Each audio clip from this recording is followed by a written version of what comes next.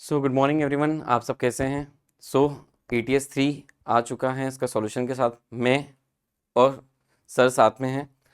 बेटा बहुत सारे बच्चों को ये दिक्कत आ रही होगी कि नंबर कम आ रहे होंगे, नंबर कम क्यों हो रहे हैं, इतनी पढ़ने के बाद भी नंबर क्या हो रहा है। अपन को उसका टेंशन नहीं लेना है, आप सिर्फ अपने कंटिन्यूस प्रयास करते रहो, सिर्फ ये कंसिस्टेंसी मेंटेन करते रहो। जो टॉपिक गलत हो रहे हैं उन टॉपिक की थ्योरीज पढ़ो और क्वेश्चन लगाओ। कल मैं एक्चुअली जब देख रहा था तो वहाँ बहुत सारे बच्चे एक जनरली गलती कर रहे हैं, सिर्फ और सिर्फ थ्योरी पढ़ते आ रहे हैं बिना क्वेश्चन लगाए हुए। आपको सारे क्वेश्चंस लगाते आना और उन्हीं क्वेश्चंस की थ्योरी बार बार रिवाइज करनी है जो क्वेश्चन नहीं बनते हैं। तो हम स्टार्ट करते हैं ETS 3 के साथ। सर आप और कुछ बोलना चाहेंगे बच्चों के लिए ETS 3 के लिए? सो जिसका बेसब्री से इंतज़ार था आपको वीडियो सॉल्यूशन ETS थी, तो हम आ गए हैं। So we have our great Badlani sir with us, और आपका भाई तो है ही। So let's start. So sir चलो स्टार्ट करते हैं विदाउट वेस्टिंग अ टाइम। तो ETS 3 में सबसे पहले हम बात करें, टॉपिक हमारा बायोटेक्नोलॉजी, प्रिंसिपल ऑफ इनहेरिटेंस और मॉलिक्यूलर बेसिस ऑफ इनहेरिटेंस का टॉपिक जो था। बेटा अगर हम देखें बॉटनी और जूलॉजी के टॉपिक दोनों को अगर हम मिलाते हैं तो लगभग हम बात करें नीट में लगभग इसका जो वेटेज है, ये वेटेज लगभग अपन मान के चले करीबन आपका 30 से 35 क्वेश्चन के आसपास रहेगा बॉटनी और जूलॉजी का दोनों को मिला के, जो आपके नीट का सिलेबस रहेगा। तो इन पेपर्स को 1, 2, 3 पेपर्स को आप बार बार रिवाइज करते रहिए, आगे के लिए आपके हेल्प रहेगा। स्टार्ट करते हैं पहले क्वेश्चन के साथ। पहला क्वेश्चन हमारा दिया था बायोटेक्नोलॉजी में रिस्ट्रिक्शन एंडोन्यूक्लियस के ऊपर कि रिस्ट्रिक्शन एंडोन्यूक्लियस कहाँ मिलते हैं। पहला ऑप्शन में दिया आर फाउंड इन बैक्टीरिया, बिल्कुल सही बात है। अगर हम बात करें next, are useful in genetic engineering, ये भी बिल्कुल सही है कि जेनेटिक इंजीनियरिंग में यूज होता है। Cut at DNA at particular site, हाँ रिस्ट्रिक्शन एंडोन्यूक्लियस जो होते हैं वो पर्टिकुलर एंडोसाइट कट करते हैं। Use naturally in bacterial cell for defence against foreign DNA, ये भी सही है कि बैक्टीरिया, कुछ बैक्टीरिया, सारे बैक्टीरिया नहीं, कुछ बैक्टीरिया जिनमें रिस्ट्रिक्शन एंडोन्यूक्लियस पाया जाता है वो बैक्टीरियोफेज से लड़ने में मदद करते हैं। हिंदी में देख लेते हैं सारा। प्रतिबंध एंडोन्यूक्लियस जीवाणु में पाए जाते हैं, बिल्कुल सही है। अनुवांशिक अभियंत्रण में बहुत उपयोगी होते हैं, DNA के विशिष्ट स्थलों पर काटते हैं। जीवाणु कोशिका में इनका उपयोग प्राकृतिक रूप से विजेता DNA से बचाव के लिए किया जाता है। सारे स्टेटमेंट हमारा सही है, इसका आंसर आ जाएगा बेटा आपका ABCD, चारों आंसर आ जाएगा D।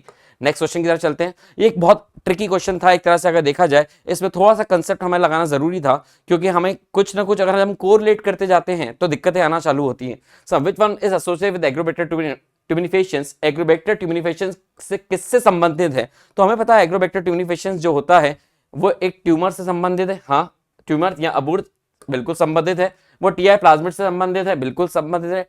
TDNA बिल्कुल सही है। बट यहाँ पे लिखा है कैंसरस कोशिकाएं, कैंसरस कोशिकाओं से ये संबंधित हो भी सकता है और नहीं। तो ये एक हमारा था NCERT में लिखा है कि ये कैंसरस कोशिकाओं में रेट्रोवायरस से संबंधित जो एनिमल सेल हैं उनके लिए संदर्भ में अगर हम बात करें तो कैंसरस कोशिकाएं दी हैं। बट कैंसरस कोशिकाएं जनरली प्लांट सेल के संबंध में डायरेक्टली एसोसिएटेड हो भी सकती हैं और नहीं। तो पहला स्टेटमेंट, दूसरा, तीसरा सही है, बट कैंसरस कोशिकाएं यहाँ पे नहीं आएगा, तो आंसर आ जाएगा बेटा इसका ABC, थर्ड ऑप्शन। आते हैं नेक्स्ट क्वेश्चन की तरफ। नेक्स्ट क्वेश्चन दिया है हमारा बायोरिएक्टर पे, जीव संयंत्री पे, कि बायोरिएक्टर के संदर्भ में क्या चीजें सही हैं। पहला, bioreactor provide the optimal condition for obtaining a desired product, बिल्कुल सही बात है। बायोरिएक्टर वांछित उत्पाद प्राप्त करने के लिए अनुकूलम परिस्थितियां प्रदान करता है, ये सही बात है।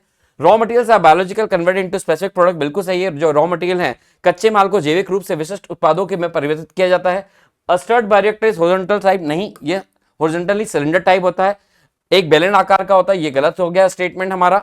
Large volumes of culture can not be processed in bioreactor, नहीं, 100 से 1000 लीटर की क्षमता रखता है बायोरिएक्टर, तो ये स्टेटमेंट भी गलत हो गया। हमसे पूछा कौन से कथन सही थे, तो पहला और दूसरा सत्य था, तो आंसर आ जाएगा A और B। आते हैं नेक्स्ट क्वेश्चन की तरफ। For plasmid be a cloning vector minimum numbers of features required. अब ये बेटा यहाँ पे एक इंपॉर्टेंट क्वेश्चन समझना, क्लोनिंग वेक्टर जो होता है, क्लोनिंग वेक्टर का मतलब होता है वहां पे कॉपी करना, उसको कॉपी नंबर को बढ़ाना। तो एक अगर हम बात करें एक प्लाज्मिड के अंदर क्या क्या मिनिमम न्यूनतम आवश्यकताएं होती हैं क्लोनिंग सहवायक बनाने के लिए, कम से कम किन विशेषताओं की जरूरत पड़ती है, तो पहला उसमें ORI का होना अति आवश्यक है, या प्रतिकृति की उत्पत्ति का होना बहुत जरूरी है। अगर ये नहीं हुई तो क्या होगा, हमारा DNA रेप्लिकेट अच्छे से नहीं हो पाएगा। मल्टीपल क्लोनिंग साइट, बिल्कुल सही बात है। जो रिस्ट्रिक्शन एंडोन्यूक्लियस है उनके लिए अलग अलग साइट्स होना बहुत अति आवश्यक है, तो एक से अधिक क्लोनिंग साइट स्थल होना चाहिए। सिलेक्टेबल मार्कर बिल्कुल जरूरी है, क्योंकि ट्रांसफॉर्मेंट को नॉन ट्रांसफॉर्मेंट से, रिकॉम्बिनेंट को नॉन रिकॉम्बिनेंट से अलग करने के लिए हमें बहुत जरूरी है। तो ये वर्ण यौगिक चिन्ह का होना भी जरूरी है। पहला स्टेटमेंट ही हमें सही दिख रहा है, दूसरा स्टेटमेंट में चले जाते हैं। ORI multiple cloning site, but यहाँ पे लिखा प्रमोटर। अब बेटा यहाँ पे ध्यान रखना, अगर इसकी जगह क्लोनिंग वेक्टर की जगह आपका एक्सप्रेशन वेक्टर दिया होता तो इसमें प्रमोटर की भी आवश्यकता पड़ती, बट क्लोनिंग वेक्टर में हमेशा हमें प्रमोटर की आवश्यकता नहीं पड़ती, इसलिए ये स्टेटमेंट हमारा गलत हो गया। तीसरे स्टेटमेंट पे आते हैं, ओरिजिन और application multiple clone side, translation side नहीं, इसकी आवश्यकता नहीं होती।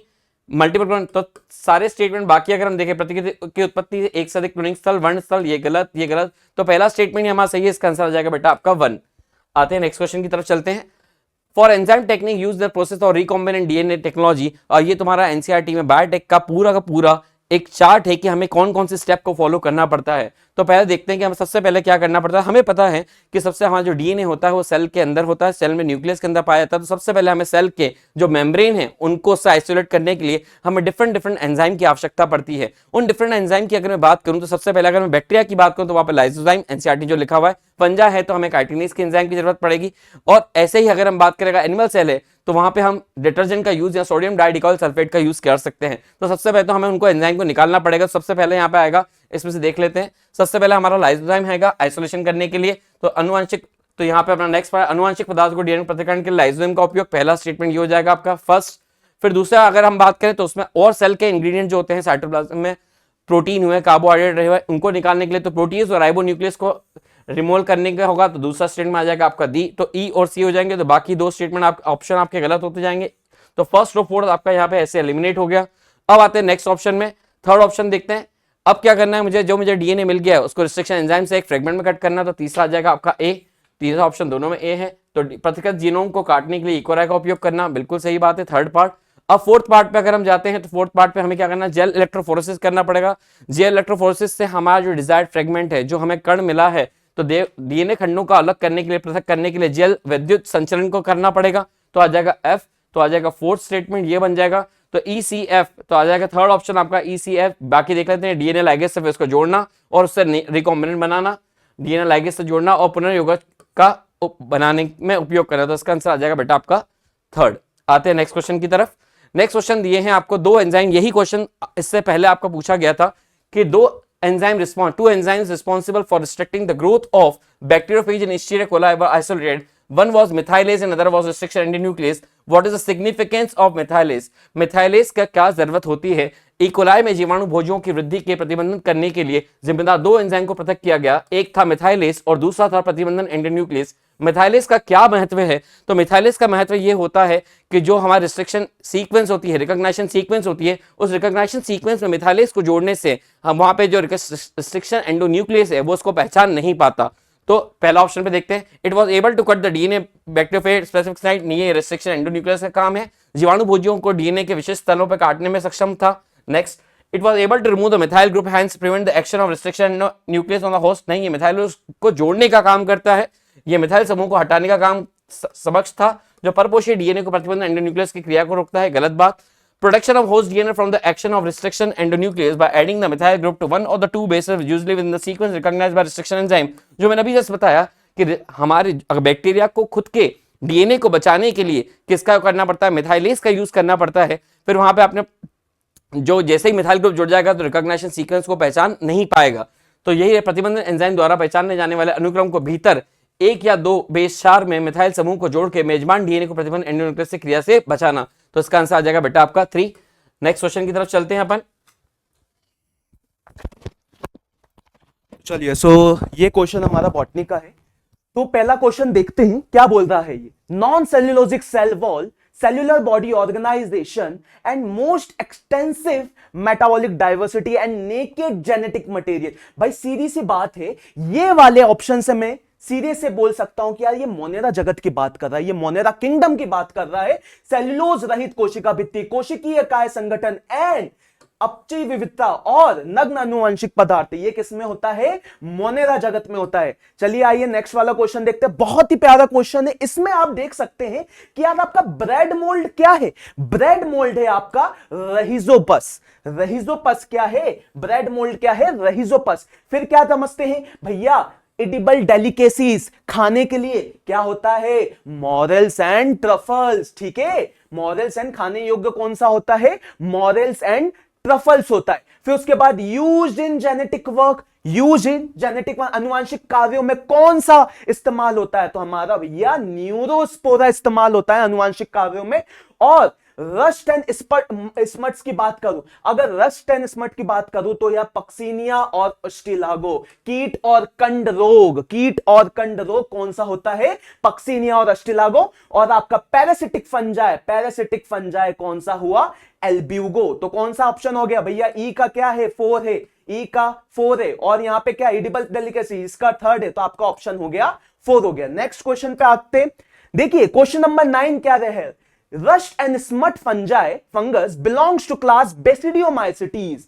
क्या ये सही है, कीट एवं कंड कवक बेसिडियोमाइसिटीज वर्ग में अंतर्गत आता है, बिल्कुल बेटा ये वाला स्टेटमेंट आपका सही है। दूसरा स्टेटमेंट की बात करते हैं, virus viroid lichens included in 5 kingdom system of classification. देखते हैं वायरस, विषाणु, वायरॉइड एवं लाइकन को 5 जगत वर्गीकरण। अरे भैया 5 जगत में इनको कोई भाव नहीं मिला था, बिल्कुल भी इनके अंतर्गत नहीं आते हैं। तो आपका ये वाला स्टेटमेंट सही है, लेकिन दूसरा वाला स्टेटमेंट आपका हो गया गलत। तो कौन सा है, बोथ स्टेटमेंट्स आर नहीं, statement 1 is correct but statement 2 is incorrect. चलिए आगे बढ़ते हैं, question number 10, which of the following statements are correct, कौन से इसमें से कथन सही है, आइए देखते हैं। In Phycomycetes, the asexual reproduction take place by non-motile zoospore। बेटा बायोलॉजी में ध्यान रखना, जहां पे भी जू टर्म आती है दैट मींस मोटाइल, तो यहां पे नॉन मोटाइल जूस्पोर लिखा है, नॉन मोटाइल जूस्पोर, ऐसा तो हो ही नहीं सकता, मतलब ये वाला गलत ऑप्शन है। ऑप्शन 2 देखते हैं, in Ascomycetes sexual reproduction take place by ascospores which are exogenously produced. क्या बोल रहा है, एस्कोमाइसेटिस में लैंगिक जनन एस्कस बीजाणु द्वारा होता है जो उत्पत्ति में बहिर्जात होते हैं। बेटा ये वाला ऑप्शन गलत है, क्योंकि यार हमारे जो एक्सोजिनस नहीं आएगा, यहां पे एंडोजिनस आना चाहिए, क्योंकि इस तरीके का स्ट्रक्चर आपने बनाया होगा, ये एस्कस होता है, एस्कस के अंदर स्पोर्स होते हैं, ये ascus plus stalk is equals to ascocarp, ठीक है। तो ये वाला ऑप्शन भी आपका हो गया बेटा गलत। थर्ड वाले ऑप्शन पे आते हैं, Basidiomycetes asexual reproduction take place by basidiospores which are endogenously. देखो बेटा यहां का यहां लिख दिया है, यहां का यहां लिख दिया है, basidiospores are exogenously just like cherry on top, है ना, केक के ऊपर चेरी लगती है ना, कैसे एक्सोजिनस होता है ना। तो ये वाला भी आपका ऑप्शन हो गया गलत। एक बार हिंदी में पढ़ लेते हैं, बेसिडियोमाइसेटिस में अलैंगिक जनन बेसिडियो बीजाणु द्वारा होता है, उत्पत्ति में अंतरजात नहीं बेटा बहिर्जात आएगा, ठीक है। तो ये वाला ऑप्शन भी गलत हो गया। फोर्थ वाला ऑप्शन देखते हैं, Deuteromycetes asexual reproduction take place by zoospores, फिर से गलत भैया, कोनिडिया आएगा आपका, कोनिडिया आएगा। तो ये वाला ऑप्शन भी गलत होगा। अब ये तो सारे ही गलत हो गए भाई, तो कौन सा आएगा, ऑल आर इनकरेक्ट। चलिए नेक्स्ट क्वेश्चन पे आगे बढ़ते हैं, match the following, match the following देखते हैं, बहुत ही सरल है, कॉलम 1 एंड कॉलम 2। प्रियॉन्स की बात करते हैं, तो प्रियॉन्स क्या कॉज करते हैं भैया, सामने सामने लिखा है यार, neurological disease like Bowen spongiform encephalopathy and सियार जैकब डिजीज, ठीक है, प्रोसंक और प्रियॉन। फिर उसके बाद वायरॉइड्स की बात करते हैं, वायरॉइड्स की बात करते हैं, स्मॉलर देन वायरसेस, ये भी सामने ही लिखा है यार, क्या बात है, ये भी सामने ही लिखा है, वायरस से छोटे होते हैं, प्रोटीन के बने हुए रहते हैं और आरएनए नहीं होता है उसमें, ठीक है। बैक्टीरियो जीवाणु भोजी की बात करते हैं, बैक्टीरियोफाज की बात करते हैं, तो in fact bacteria has DNA and protein coat and tail fibre for attachment. जीवाणुओं को संक्रमित करते हैं, जीवाणुओं को, बैक्टीरिया को संक्रमित करने वाले वायरस को जीवाणु भोजी कहा जाता है। और डीएनए और प्रोटीन आवरण, ठीक है, उपस्थित होता है, जुड़ाव के लिए तंतुपुच्छ का इस्तेमाल करते हैं। बिल्कुल ये वाला भी सामने के सामने। अब बचा क्या भाई, यही वाला बचा है ना, है ना, टोबैको मोजाइक वाला फर्स्ट डिस्कवर्ड वायरस, तो इसका क्या है, डी का 4, सी का, तो इसका कौन सा ऑप्शन आ जाएगा, डी का 4 ये वाला, ए का 1, बी का 2, सी का 3। चलिए नेक्स्ट क्वेश्चन पे आते, which of the following correctly differentiate chrysophytes from dinoflagellates. ये बोल रहा है कि क्या क्राइसोफाइट्स डीनोफ्लैजेलेट्स से अलग किस आधार पे है। देखते, क्राइसोफाइट्स आर मोस्टली मराइन, यार ये लाइन थोड़ी अटपटी लग रही है, क्राइसोफाइट्स आर मोस्टली अलाइन, चलो ठीक है, मराइन बोल दिया। स्टिफ सेल्यूलोज प्लेट्स, नहीं बेटा, क्राइसोफाइट्स के पास सिलिका की प्लेट्स होती है, उनके पास सिलिका का पिंजरा रहता है। तो while dinoflagellates are mostly fresh water, ये वाला ऑप्शन बेटा आपका हो गया गलत।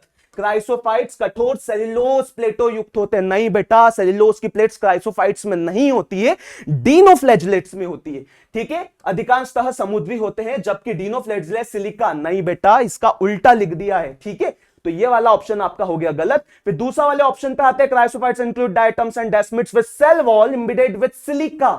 ये थोड़ी सही बात कर रहा है, cell wall embedded with silica, while dinoflagellates are mostly marine have cellulose plates in their cell wall। Chrysophytes में डायटम और डेस्मिड शामिल है। बिल्कुल सही बात है। जिनकी कोशिका भित्ति जो होती है सिलिका युक्त होती है, जबकि डिनोफ्लैजिलेट्स अधिकांशतः समुद्री होते हैं और उनकी कोशिका भित्ति जो होती है सेल्यूलोज पट्टियां होती है। तो ये वाला ऑप्शन बिल्कुल सही है। ठीक है, तो ऑप्शन नंबर 3 पे आते हैं, chrysophytes are bioluminescent and photosynthetic, while dinoflagellates are non photosynthetic. बेटा डिनोफ्लैजिलेट्स भी आपके फोटोसिंथेटिक होते हैं, और यहां पे जो लिखा है ना अप्रकाश संश्लेषी, नहीं बेटा डिनोफ्लैजिलेट्स जो होते हैं प्रकाश संश्लेषी होते हैं। तो ये वाला ऑप्शन तो गलत हो गया। थर्ड फोर्थ वाला ऑप्शन भी देख लेते हैं, चलो आंसर तो मिल ही गया वैसे भी। Chrysophytes have only one flagella while dinoflagellates have no flagella. नहीं बेटा, क्राइसोफाइट्स के पास फ्लैजिला नहीं होता, डिनोफ्लैजिलेट के पास कुछ इस तरीके का फ्लैजिला होता है। ठीक है, इस एंगल पे रहता, आपने अच्छे से एनसीईआरटी में डायग्राम देखा होगा। तो इसका आंसर आ गया 2। चलिए नेक्स्ट क्वेश्चन पे आते हैं, लीजिए सर। चलो बेटा नेक्स्ट क्वेश्चन पे आते हैं। बेटा नेक्स्ट क्वेश्चन पूछा है आपसे बायोटेक एप्लीकेशंस का। Read of the following 4 statement and choose the incorrect one. हमें गलत करना है, निम्नलिखित 4 कथनों में से पढ़ें और गलत कथन का चयन करें। द फर्स्ट ट्रांसजेनिक बफेलो, नहीं बेटा काऊ था, रोजी जो थी एक काऊ थी, तो produce milk which is human alpha albumin, ये गलत हो गया। पहली परजीनी भैंस नहीं गाय थी, तो ये स्टेटमेंट आपका गलत हो गया। Restriction enzymes are used in the isolation of DNA from other macromolecules, अगर हम बात करें ये वाला पार्ट पे भी अगर हम देखें तो ये जो पार्ट है restriction enzymes are used for the isolation of DNA from macromolecules, ये वाला स्टेटमेंट भी आपका गलत है। रिस्ट्रिक्शन एंजाइम का यूज नहीं करते हैं। प्रतिबंध एंजाइम का उपयोग वृहद अणुओं को डीएनए अलग करने के लिए किया जाता है, गलत बात। Downstreaming process one of the step in rDNA technology, बिल्कुल समय। डाउनस्ट्रीमिंग प्रोसेस अनुप्रवाह संसाधन जो होता है डीएनए की तकनीक के चरणों में आता है, बिल्कुल सही बात है। Disarm pathogen vector also used in transfer of rDNA into the host, ये भी सही बात है। डिसआर्म पैथोजन को ही हम करते हैं इनसर्शनल इनएक्टिवेशन करके। तो अरोजक संवाहक का उपयोग परपोषी में आरडीएनए के स्थानांतरण में किया जाता है, बिल्कुल सही बात है। हमें गलत चुनना है, तो गलत चुनने के लिए हमारे पास 2 स्टेटमेंट ऊपर गलत है बेटा, ए और बी, तो आंसर आ जाएगा इसका 2। आते हैं नेक्स्ट क्वेश्चन की तरफ। Biotechnology deal with the industrial scale production of the biopharmaceutical and the biological use of genetically modified. जैव प्रौद्योगिकी का नियम में से किन अनुवांशिक रूपांतरण के उपयोग करने के लिए जैव भक्षक और जैव उत्पादों को औद्योगिक पानी के उत्पादन करता है। इंडस्ट्रियल स्केल पूछा है, मतलब लार्ज स्केल पे हमें प्रोडक्शन करना है, और लार्ज स्केल पे प्रोडक्शन करने में हमें माइक्रोब, फंजाई, प्लांट, एनिमल सबकी आवश्यकता लगती है। तो इसका आंसर आ जाएगा बेटा आपका डी, उपयोग सभी सारे जो रहेंगे वो सही है। फिर एक बहुत इंपॉर्टेंट क्वेश्चन दिया है बीटी टॉक्सिन से। हमें लिखा है कि बीटी टॉक्सिन जो होते हैं, हमने पढ़ा है कि कैसे ये स्पेसिफिक होते हैं, इंसेक्ट स्पेसिफिक के साथ साथ कैसे ये एक तरह के एंडोटॉक्सिन्स हैं। तो ये एक्सोटॉक्सिन लिखा है यहाँ पे, तो ये 2 स्टेटमेंट तो आपके सीधे ही गलत हो गए। अब एंडोटॉक्सिन में कैसे होता है, बायोडिग्रेडेबल होते हैं या नॉन बायोडिग्रेडेबल, तो हमें ध्यान रखना एंडोटॉक्सिन जो होते हैं बेटा नॉन बायोडिग्रेडेबल होते हैं। अंतरजीवी विष एंडोटॉक्सिन गैर जैव उपघटनीय कीटनाशक होते हैं, ये ध्यान रखना। ये बहुत बहुत इंपॉर्टेंट क्वेश्चन बन सकता है आपका कि बीटी टॉक्सिन कैसे हैं। बीटी टॉक्सिन एक एंडोटॉक्सिन नॉन बायोडिग्रेडेबल इंसेक्टिसाइड है। नेक्स्ट क्वेश्चन दिया है, which of the following statement is false, इनमें में से कौन सा कथन गलत है। Insulin was first originally extracted from the pancreas of slaughtered pigs and cattle, बिल्कुल ये सही बात है कि जो इंसुलिन की उत्पत्ति हुई थी पहले मरे हुए, अगर हम बात करें जो है मूल रूप से सुअरों और मवेशियों के अंगनाशय से निकाला जाता था। It was difficult to obtain, सही बात है कि जो जानवर मर गए हैं उनसे निकालना में दिक्कत आती थी, बिल्कुल है। पशु इंसुलिन के प्राप्त करना कठिन था, बिल्कुल सही। एनिमल इंसुलिन वो आइडेंटिकल टू ह्यूमन इंसुलिन, ये स्टेटमेंट हमारा गलत है। एनिमल इंसुलिन ह्यूमन इंसुलिन के बिल्कुल आइडेंटिकल नहीं था। अगर ये आइडेंटिकल होता तो इससे हमें कोई भी एलर्जी हमें देखने को नहीं मिलती। Non human insulin cause some patient to develop allergy, इसका जस्ट इस नीचे जवाब भी लिखा, सही बात है। गैर मानव इंसुलिन का कारण कुछ रोगियों में एलर्जी प्रत्युर्जा विकसित करता है, बिल्कुल सही बात है। 1983 an American company Eli Lilly prepared 2 DNA sequence corresponding to A and B chain of human insulin, बिल्कुल सही है। 1983 में एक अमेरिकन कंपनी एली लिली में 2 डीएनए अनुक्रमों को तैयार किया गया जो मानव इंसुलिन की श्रृंखला ए और बी के अनुरूप होती है, बिल्कुल सही बात है। Recombinant insulin is actually obtain from E coli bacteria cell, बिल्कुल सही बात है। जो रिकॉम्बिनेंट इंसुलिन है, पुनर्युगज इंसुलिन हमें बैक्टीरिया से ऑब्टेन हुआ, ये बिल्कुल सही बात है। तो हमसे पूछा कौन सा स्टेटमेंट गलत है, तो इसमें सिर्फ एक ही स्टेटमेंट गलत है बेटा, ओनली 3, थर्ड स्टेटमेंट गलत है, आंसर आ जाएगा इसका थर्ड। आते हैं नेक्स्ट क्वेश्चन की तरफ।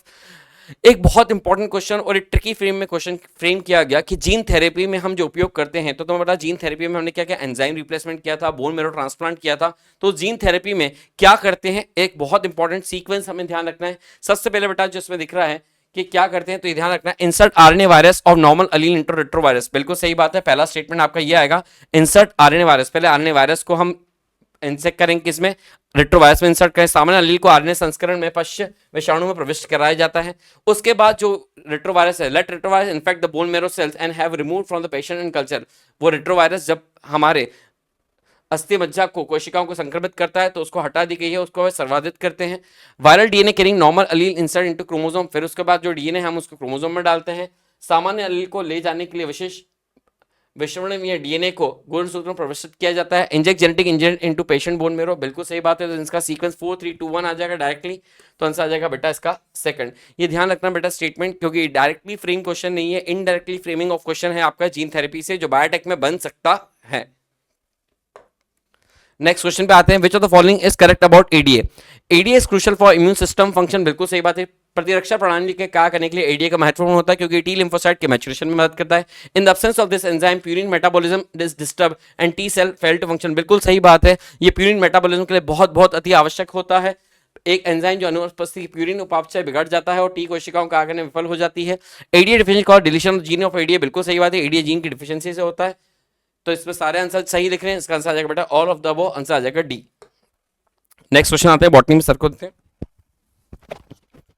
चलिए, तो ये क्वेश्चन नंबर 19 है, बहुत ही ये भी इजी क्वेश्चन है। आप ये देख सकते हैं कि यार जिम्नोस्पर्म क्या दिख रहा है यहाँ पे, जिम्नोस्पर्म में, जिम्नोस्पर्म में मेरे को सीधी सी बात है भाई पाइनस दिख रहा है। फिर वॉकिंग फर्न किसको बोलते हैं भैया, वॉकिंग फर्न होती है आपकी एडिएंटम। फिर उसके बाद लिवर वॉट, अरे भैया मैंने एक ट्रिक सिखाई थी, लिवर की एमआरपी, लिवर की एमआरपी, ठीक है, लिवर की एमआरपी, तो लिवर वॉट क्या हो गया, मर्केंशिया। और फिर उसके बाद रेड एल्गी, P2G2 मैंने सिखाया था कि यार रेड एल्गी जो होती है पॉलिसिफोनिया, तो कौन सा हो गया भैया, देखो सीधी सी बात है, जिम्नोस्पर्म पाइनस तो हो गया D का 2, तो हो गया D का 2, ये दोनों हो गए। फिर उसके बाद वॉकिंग C का 4, फिर D का 2 C का 4, D का 2 C का 4, फिर उसके बाद C का आपका वॉकिंग फन C का 4, ठीक है। तो यह हो गया आपका D का 2 C का 4, D का 2 C का 4, फिर उसके बाद आपका B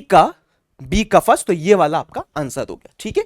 नेक्स्ट क्वेश्चन पे आते हैं, pteridophytes are first terrestrial plant to possess vascular tissue xylem and phloem for conduction of water and food. Pteridophytes are first, बिल्कुल सही बात है यार, टेरिडोफाइट प्रथम स्थलीय पादप है जिनमें जल और भोजन के संवहन के लिए संवहन उत्तक मिलता है, जाइलम और फ्लोएम, बिल्कुल ये वाला कथन आपका सही है, ये वाला स्टेटमेंट आपका सही है। दूसरे स्टेटमेंट पे आते हैं, pteridophytes the dominant phase is gametophyte, देखो यही मात खा गए ना भैया, स्पोरोफाइट होता है, स्पोरोफाइट हो गया, तो ये वाला ऑप्शन आपका हो गया गलत, ये वाला हो गया आपका क्वेश्चन करेक्ट। एक बार हिंदी में देख लेते हैं, टेरिडोफाइट्स में युग्मकोद्भिद नहीं बेटा, युग्मकोद्भिद नहीं, बीजाणुकोद्भिद होता है, तो ये वाला ऑप्शन हो गया आपका गलत, ठीक है। तो कौन सा statement 1 is right and statement 2 is incorrect, तो statement 1 is correct but statement 2 is incorrect. आइए नेक्स्ट क्वेश्चन पे आगे बढ़ते हैं, बहुत प्यारा क्वेश्चन है, कॉलम 1 और कॉलम 2 मैच द कॉलम फिर से। तो टेरोप्सिडा किसमें, ड्रायोप्टेरिस टेरिस एंड एडिएंटम, ये देखो यहां तो सीधा सीधा। फिर उसके बाद आपका कौन सा आता है, फिर उसके बाद सिलोप्सिडा कौन सा होता है, सिलोटम होता है, ठीक है। फिर उसके बाद लाइकोप्सिडा, स्लेजिनेला और इक्विसेटम आते हैं, और इसका तो यहां पे सीधे ही आ जाएगा। तो क्या हो गया अपना, ए का क्या हो गया 2 हो गया भैया, ए का 2 हो गया, फिर उसके बाद बी का 1 हो गया, फिर उसके बाद सी का 3rd हो गया, एंड आपका डी का 4 हो गया। तो आपका ये हो गया कौन सा आंसर 1, ठीक है, टेरिडोफाइट्स। चलो फिर उसके बाद आते हैं नेक्स्ट क्वेश्चन पे, in Ulothrix the gametes are similar in size and non flagellated, नहीं बेटा यहां पे थोड़ा सा फंसाया है, यहां पे बेटा उनमें फ्लैजिलेटेड होते हैं, ठीक है। मैंने एक ट्रिक सिखाई थी, यूलोथिक्स मतलब उल्लू के पास पंख होते हैं उड़ने के लिए, फ्लैजिला होता है। तो यूलोथिक्स में युग्मक समान आकार के तथा अकशाभिकीय, नहीं बेटा कशाभिकीय होते हैं, अकशाभिकीय गलत स्टेटमेंट हो गया, तो ये वाला कथन आपका हो गया गलत, ठीक है। नेक्स्ट वाले स्टेटमेंट में आते हैं, Volvox Fucus उडोरिना are often oogamous, देखो बेटा उडोरिना नहीं आएगा यहां पे, बाकी सारे तो ऊगेमस है। एक बार हिंदी में देख लेते हैं, वॉल्वॉक्स फ्यूकस उडोरिना सामान्यतः अंड युग्म की, नहीं बेटा उडोरीना आपका एनाइसोगेमस होता है, एनाइसोगेमस होता है उडोरीना। तो कौन सा, ये वाला स्टेटमेंट आपका गलत हो गया, ये वाला स्टेटमेंट भी गलत हो गया। तो both the statements are correct. तो both statement 1 and statement 2 are incorrect हो गया। नेक्स्ट क्वेश्चन पे आगे बढ़ते हैं। फिर उसके बाद एस्कोस्पोर्ट्स, देखो ये वाला क्वेश्चन फिर से आ गया। एस्कोस्पोर्ट्स are produced in dash and basidiospores are dash produced on the dash। देखो बेटा यहां on the लिखा है, यहां पे in the लिखा है, इससे ही आप समझ गए कि भैया on the कब आता है, जब भी किसी के ऊपर कोई चीज लगी होती है, और in the मतलब किसी के अंदर, इससे ही आप समझ जाओगे। तो ascospores are produced endogenously in ascus, endogenously in ascus. अगर मैं उसका डायग्राम बनाऊं तो कुछ इस तरीके से, ये देखो एस्कोस्पोर्स का, ये देखो, ठीक है, ये आपका कुछ इस तरीके से डायग्राम बनेगा।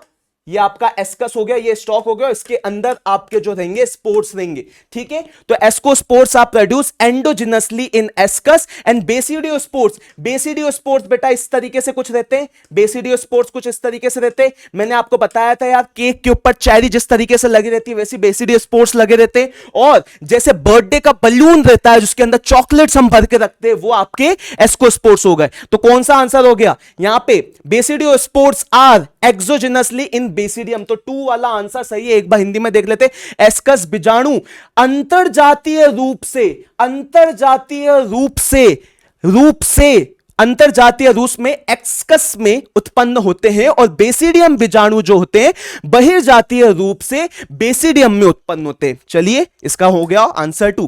नेक्स्ट क्वेश्चन पे आते हैं। Consider the following statement regarding the gymnosperm and choose the correct option.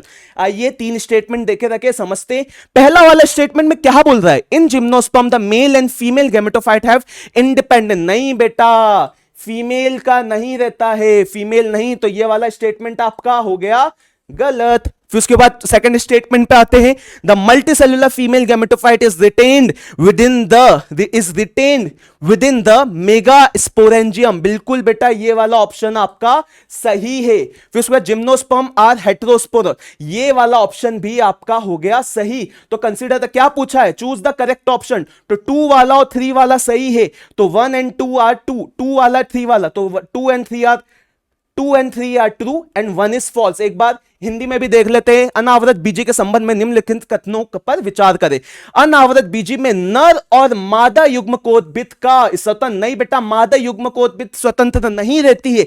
फिर दूसरा ऑप्शन, बहुकोशिकीय मादा युग्मकोद्भिद गुरु बीजाणु दानी के भीतर बना देता है। बिल्कुल बेटा ये वाला स्टेटमेंट सही है, ये वाला स्टेटमेंट गलत हो गया था। अनावृत बीजी विषम बीजाणु होते हैं, बिल्कुल बेटा ये वाला स्टेटमेंट भी आपका सही है। इसके लिए आपका 2 और 3 सत्य है, लेकिन ए जो है आपका असत्य है। नेक्स्ट क्वेश्चन पे आते हैं। नेक्स्ट क्वेश्चन लीजिए सर।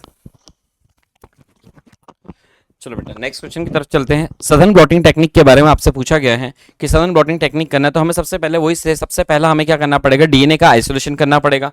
तो नमूने से डीएनए का पृथक्करण करना पहला ये हो गया। फिर डीएनए को पृथक्करण करने के बाद हमें क्या करना पड़ेगा, रिस्ट्रिक्शन एंडोन्यूक्लियस से उसको डाइजेस्ट करना पड़ेगा। तो आ जाएगा नेक्स्ट हमारा डाइजेशन वाला स्टेप। फिर तो प्रतिबंधन एंडोन्यूक्लियस द्वारा डीएनए का पाचन करना है। फिर हमें क्या करना है, जैव विद्युत संचरण या इलेक्ट्रोफोरोसिस करना पड़ेगा। इलेक्ट्रोफोरेसिस करने के बाद डीएनए के फ्रेगमेंट को हम क्या करेंगे, सिंगल स्ट्रैंडेड में कन्वर्ट करेंगे, जिसका प्रोब का उपयोग किया जाता है। डीएनए खंडे को उपचारित करके एकल संयुग बनाया जाता है। फिर उसमें ब्लॉटिंग से सदन ब्लॉटिंग की जाती है। फिर radiography, hybridization of radioactive probe को यूज किया जाएगा, और फिर ऑटो रेडियोग्राफी में इसको चेक किया जाएगा। तो सीक्वेंस जस्ट अपोजिट में ही आपका जो ऑप्शन था वो अपोजिट में दिया है, तो 7654 आ जाएगा। तो 7654 एक ही ऑप्शन दिख रहा है, हमारा आंसर सेकंड। चलिए नेक्स्ट क्वेश्चन की तरफ चलते हैं।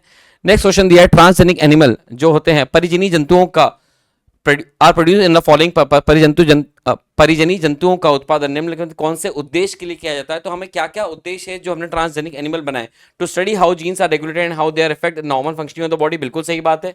यह अध्ययन करने में को जीन कैसे नियंत्रित होता है और वो शरीर के सामान्य कार्यों और उसके विकास को प्रभावित करता है। बीमारी को पता करने के लिए स्टडी ऑफ डिसीजेज, बिल्कुल सही बात है। To obtain useful biological product, हमने देखा था रोजी काउ से हमें क्या क्या मिला था। फिर ट्रेसी से हमें क्या मिला था, अल्फा लैक्टोबिलिन, और जो है हमारा एंटीट्रिप्सिन एंजाइम जो था उसके लिए। तो बायोलॉजिकल प्रोडक्ट हमें ऑब्टेन हुए थे। वैक्सीन की सेफ्टी के लिए एग्जांपल में पोलियो वैक्सीन के बारे में एनसीईआरटी में इसमें से जिक्र किया गया। टीके की सुरक्षा के लिए तो सारे ऑप्शन क्या है, उपयोग सही है, सारे ऑप्शन आ जाएंगे। ऑल ऑफ दीज आंसर आ जाएगा डी। नेक्स्ट क्वेश्चन की तरफ चलते हैं। हमारा Which of the following is correct? The procedure for the chemical safety toxicity of the same is used in toxicity of drug. बिल्कुल सही है. Procedure of chemical safety testing and oxygen is same as the use for toxic. बिल्कुल सही बात है. रासायनिक सुरक्षा परीक्षण विषाक्तता की प्रक्रिया वही जो ड्रग्स के विषाक्तता के परीक्षण के लिए उपयोग में की जाती है. Transgenic animal are more sensitive to the toxic substance than non transgenic animal. बिल्कुल सही बात है. उनमें क्षमता ज्यादा होती है. Next, golden rice are genetically engineered and high rich in vitamin A retinol. बिल्कुल सही बात है. सारे स्टेटमेंट सही दिख रहे हैं. अपरिजीनी जंतुओं की तुलना में परिजानी जंतुओं के विषाक्तता पदार्थों के अधिक संवेदनशील होते हैं. गोल्डन राइस, सुनहरे चावल या सुनहरे धान की अगर हम बात करें, अनुवांशिक रूप से अभियांत्रिक किए गए चावल में विटामिन ए रेटिनॉल के बारे में पाई जाती है. आंसर आ जाएगा D, all of the above. सही बात है. नेक्स्ट आंसर, करेक्ट स्टेटमेंट देखना है हमें वापस से. जब भी बेटा ऐसे क्वेश्चन आए सबसे पहले इन चीजों को मार्क कर लें कि करेक्ट पूछा या इनकरेक्ट पूछा, क्योंकि इसमें हमारी गलती होती है. The current interest of manipulation of micro plant animal have raised the serious ethical issue. सही बात है. एथिकल इशू में इसके बारे में जिक्र किया गया है. सूक्ष्म जीवों, पौधे और जंतुओं को हेरफेर में रुचि में वर्तमान समय में गंभीर नैतिक मुद्दे खड़े कर दिए गए हैं. One possible risk of genetic engineering accidental production of dangerous microbes. बिल्कुल सही बात है कि रिकॉम्बिनेंट टेक्नोलॉजी से, अनुवांशिक अभियंत्रण से एक संभावित जोखिम खतरनाक रूप से प्रतिरोधी सूक्ष्म जीवों का आकस्मिक उत्पादन हो सकता है. All the risk are possible but genetic engineering offer more of the contribution in human welfare and their threats. बिल्कुल सही बात है. सारे ऑप्शन सही दिख रहे हैं. आंसर ऑल ऑफ द वही दिखते हैं. यद्यपि जोखिम संभव है किंतु अनुवांशिक अभियंत्रण खतरों की तुलना में मानव कल्याण के लिए अधिक योगदान प्रतीत होता है. उपयोग सही. ये सारे आपके एनसीईआरटी की ऐसी लाइन है. आंसर आ जाएगा डी. नेक्स्ट क्वेश्चन की तरफ चलते हैं. ये भी एक important question. How many varieties of the rice have been estimated and present in India. तो 2 लाख वेराइटी के बारे में दिया है. ध्यान रखना बेटा, बॉटनी में इसके बारे में, स्ट्रेन के बारे में दिया और वहां 50,000 लिखा है. यहाँ पे वेराइटी पे क्वेश्चन है. इसका आंसर आएगा आपका 2 लाख. नेक्स्ट क्वेश्चन दिया, बायोपायरेसी जो होती है, बायोपायरेसी निम्न किससे संबंधित हो सकती है. तो ये हमारे ट्रेडिशनल नॉलेज को चुराने के लिए, पारंपरिक ज्ञानों को चुराने के लिए भी हो सकती है. बिल्कुल सही बात है. Biomolecule regarding bio resources, gene isolated, किसी जीन को आइसोलेट करने के लिए भी हो सकती है. बिल्कुल सही बात है.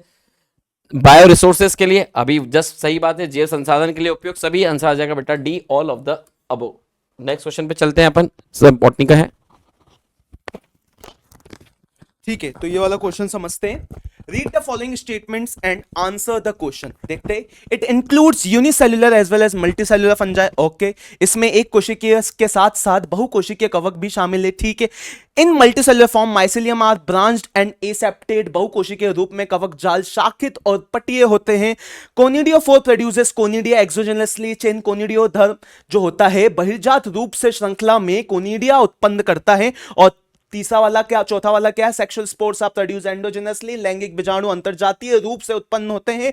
और पांचवा वाला कौन सा है, फ्रूटिंग बॉडीज एस्कोकार्प. फलन काय को एस्कोकार्प कहा जाता है. बेटा एस्कोकार्प एक शब्द सही में समझ गया किस चीज के बारे में आप बात कर रहे हैं. यहां पे क्या फलन काय एस्कोकार्प बोल के रखा है, तो कौन सी फंजाई, थैली फंजाई, सेक फंजाई की बात कर रहे हैं ये. ठीक है, एक शब्द से पूरा क्वेश्चन समझ में आ गया. चलिए, which of the following is correct. Liverworts. Liverworts में क्या होता है, लिवरवर्ट में asexual reproduction by fragmentation and budding in cell. नहीं बेटा, ये जो प्रोटोनीमा शब्द आपने कहां सुना है, मॉस में सुना है बेटा प्रोटोनीमा शब्द. ठीक है, यहां पे ये मॉस में सुना है. अलैंगिक जनन विखंडन एवं सेकेंडरी प्रोटोनीमा के मुकुलन द्वारा होता है. बेटा ये मॉस में होता है, तो ये वाला आपका हो गया गलत. फिर उसके बाद देखते हैं पाइनस सेड्रस. बेटा पाइनस और सेड्रस अनब्रांच नहीं होते बेटा, ये ब्रांच्ड होते हैं.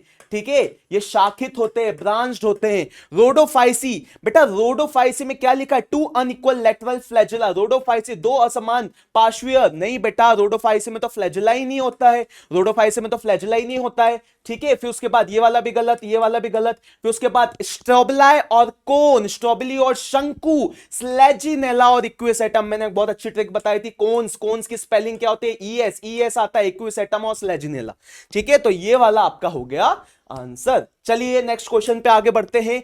Match the column and choose the correct combination from the. ठीक है, बोवाइन स्पॉन्जिफॉर्म एंसेफेलोपैथी कौन करता है भैया, प्रियन से कॉज होती है. क्लोरेला भैया बैक्टीरिया. फिर उसके बाद पटेटो स्पिंडल डिजीज जो आपकी होगी वायरॉइड से होगी, और मम्प्स जो होगा आपका वायरस से होगा. तो क्या है हमारा डी का क्या है 1, डी का है 1. फिर उसके बाद पटेटो स्पिंडल डिजीज. फिर उसके बाद सी का क्या है, सी का आ रहा है 2, सी का आ रहा है 2. फिर उसके बाद क्लोरेला बैक्टीरिया.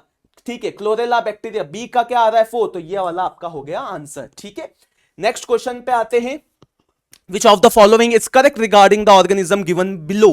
ठीक है, किसके बारे में दिखा है भैया? ये डीनोफ्लैजिलेट्स का डायग्राम है, डीनोफ्लैजिलेट्स का डायग्राम है, ये डीनो भाई साहब है, ये हमारे डीनोफ्लैजिलेट्स में the organism is made up of protein. The organism has a cell wall made up of protein called pellicle. नहीं बेटा, ये युग्लिना में होता है, पेलिकल इसमें नहीं होता है, तो ये वाला ऑप्शन आपका हो गया गलत।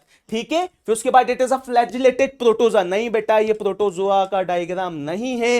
It is both photo autotrophic और हेटरोट्रॉफिक इन नेचर। नहीं बेटा, ये वाला भी गलत हो गया, हेटरोट्रॉफिक नहीं होता, यह प्रकृति में प्रकाश स्वपोषी और विषमपोषी दोनों होते, ये गलत हो गया। ठीक है, यह कशाबी के प्रोटोजोआ, ये भी गलत हो गया। ठीक है, toxin released by them may even kill other marine animals such as fish. इनके द्वारा छोड़े गए विषाक्त पदार्थ के से अन्य समुद्री जीव मर जाते हैं, जैसे मछली। किसकी बात कर रहे हैं? गोनियाउलेक्स।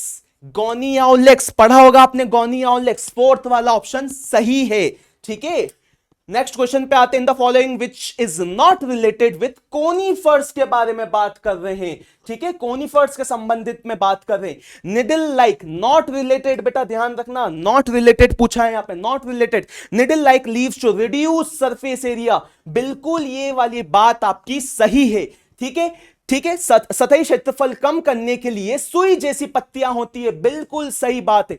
Thick cuticle to reduce water loss, बिल्कुल सही बात है। जल हानि को कम करने के लिए मोटी क्यूटिकल होती है, ये वाला भी सही है। संकन स्टोमेटा मतलब धसे हुए रंध्र, ये भी आपका सही है, यही भी आपका सही है। लेकिन फ्रूट कंटेन सीड्स, फल में बीज का होना, नहीं बेटा, फ्रूट नहीं बनता है इसमें, कोनिफर्स में फ्रूट नहीं बनता है, सीड जो होता है नेकेड होता है, it's not covered.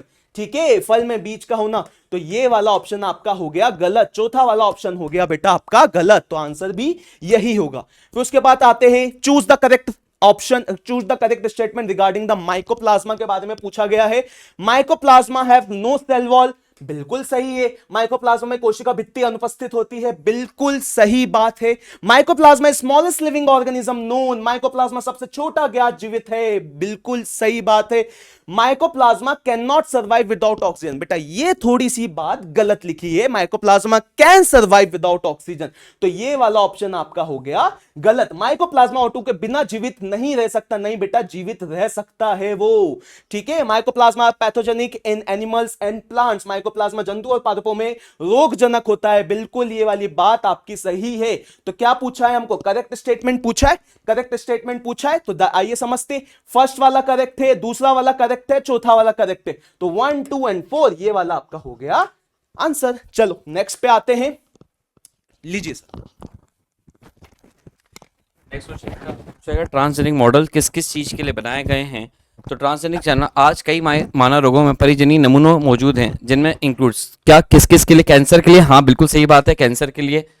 Cystic fibrosis, बिल्कुल ये पुट्टी रेशमता, इसके लिए भी सही है। रूमेटॉइड आर्थराइटिस, अल्जाइमर, सबके लिए, हाँ इन सब के लिए जो हैं हमारे आज ट्रांसजेनिक मॉडल बनाए गए हैं। तो आंसर आ जाएगा बेटा ऑल ऑफ द वो, A B C D चारों।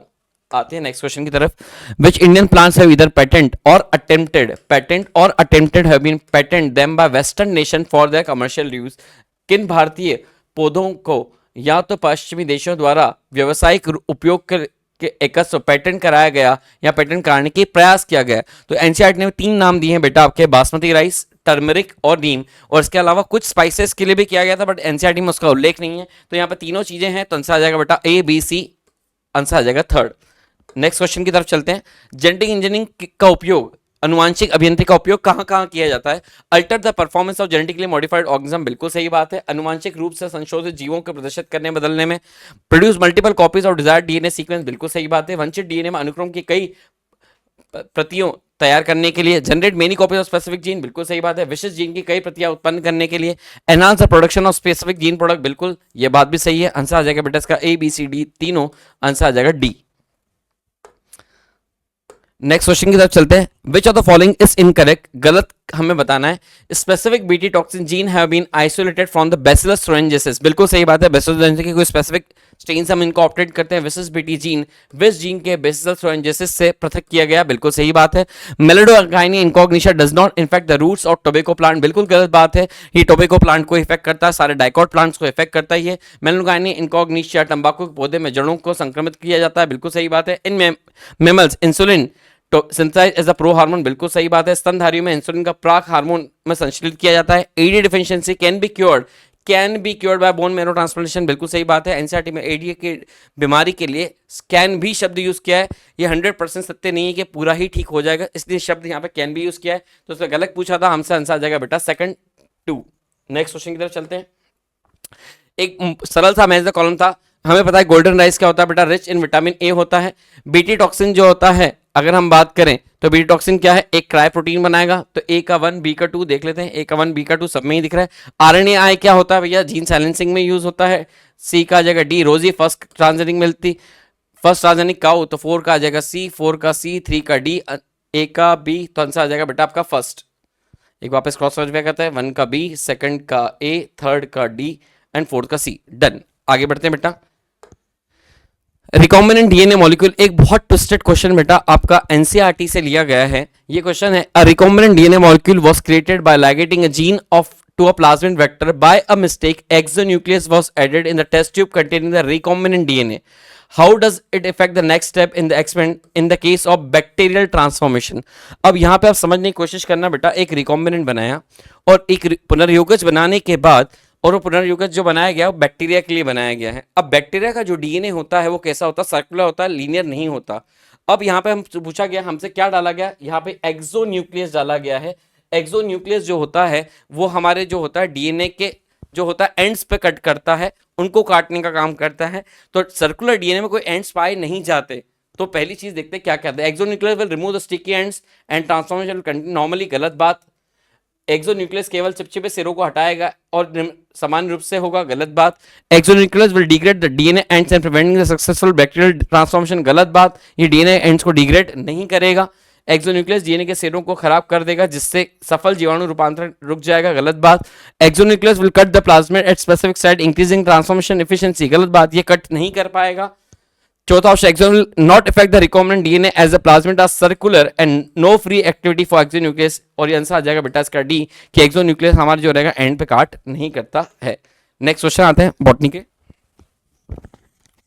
ठीक है, तो नेक्स्ट क्वेश्चन देते हैं, क्वेश्चन नंबर 43। क्या बोल रहा है question number 43, ciliated protozoa, match the column है I guess, ciliated protozoa, ciliated protozoa, silica found in, नहीं बेटा इसमें कॉस सिबलिंग्स नहीं, ciliated protozoa they have the cavity named gullet कैट, देखो ये वाला, ठीक है। तो ए का आ जाएगा अपना एस, फिर उसके बाद स्पोरोजोआ की बात कर रहे हैं, स्पोरोजोआ में यहां पे बी का आ जाएगा आपका are, infectious spore like stage found in their life cycle. फिर फ्लैजिलेटेड प्रोटोजोआ की बात करते हैं, फ्लैजिलेटेड ट्रिपैनोसोमा, यहां पे स्लीपिंग सिकनेस, ठीक है, लेशमानिया ट्रिपैनोसोमा। फिर अमोइबॉइड प्रोटोजोआन की बात करते हैं, तो अमोइबॉइड प्रोटोजोआंस आपके सिलिका फाउंड इन मराइन फॉर्म। तो आपका क्या हो गया, डी का आपका क्या हो गया, पी, डी का अगर पी है तो ये वाला ऑप्शन, फिर उसके बाद एक बार चेक कर लेते हैं, सी का क्यू है, ठीक है, फिर उसके बाद बी का आर है, बी का आर और ए का एस, ठीक है। एक बार हिंदी में देख लेते हैं, अमीबिया प्रोटोजोआ जो रहता है ये वाला समुद्री प्रकारों में सिलिका पाया जाता है, ठीक है। तो ये इसका भी आंसर ये हो गया, डी का आपका पी हो गया, ठीक है। फिर उसके बाद देखते हैं, during classification reproductive character should be given more weightage, देखो बहुत सही बात लिखी है, reproductive character should be given more weightage than the vegetative characters. वर्गीकरण के दौरान लैंगिक लक्षणों को कायिक लक्षणों की तुलना में अधिक मान्यता दी जानी चाहिए, बिल्कुल सही बात है। क्यों, असर्शन और रीजन है, बिकॉज लगा के देखते हैं, because vegetative characters are more easily affected by environment, बहुत सही बात इनने बोली है, क्योंकि कायिक गुण आसानी से पर्यावरण में के द्वारा प्रभावित हो जाते हैं। चलो सोचो प्लांट ग्रोथ एंड डेवलपमेंट, एक पर्टिकुलर इस प्लांट का एग्जांपल भी देके रखा है, कौन सा एग्जांपल है, अरे बटर कप, कौन सा? Butter cup.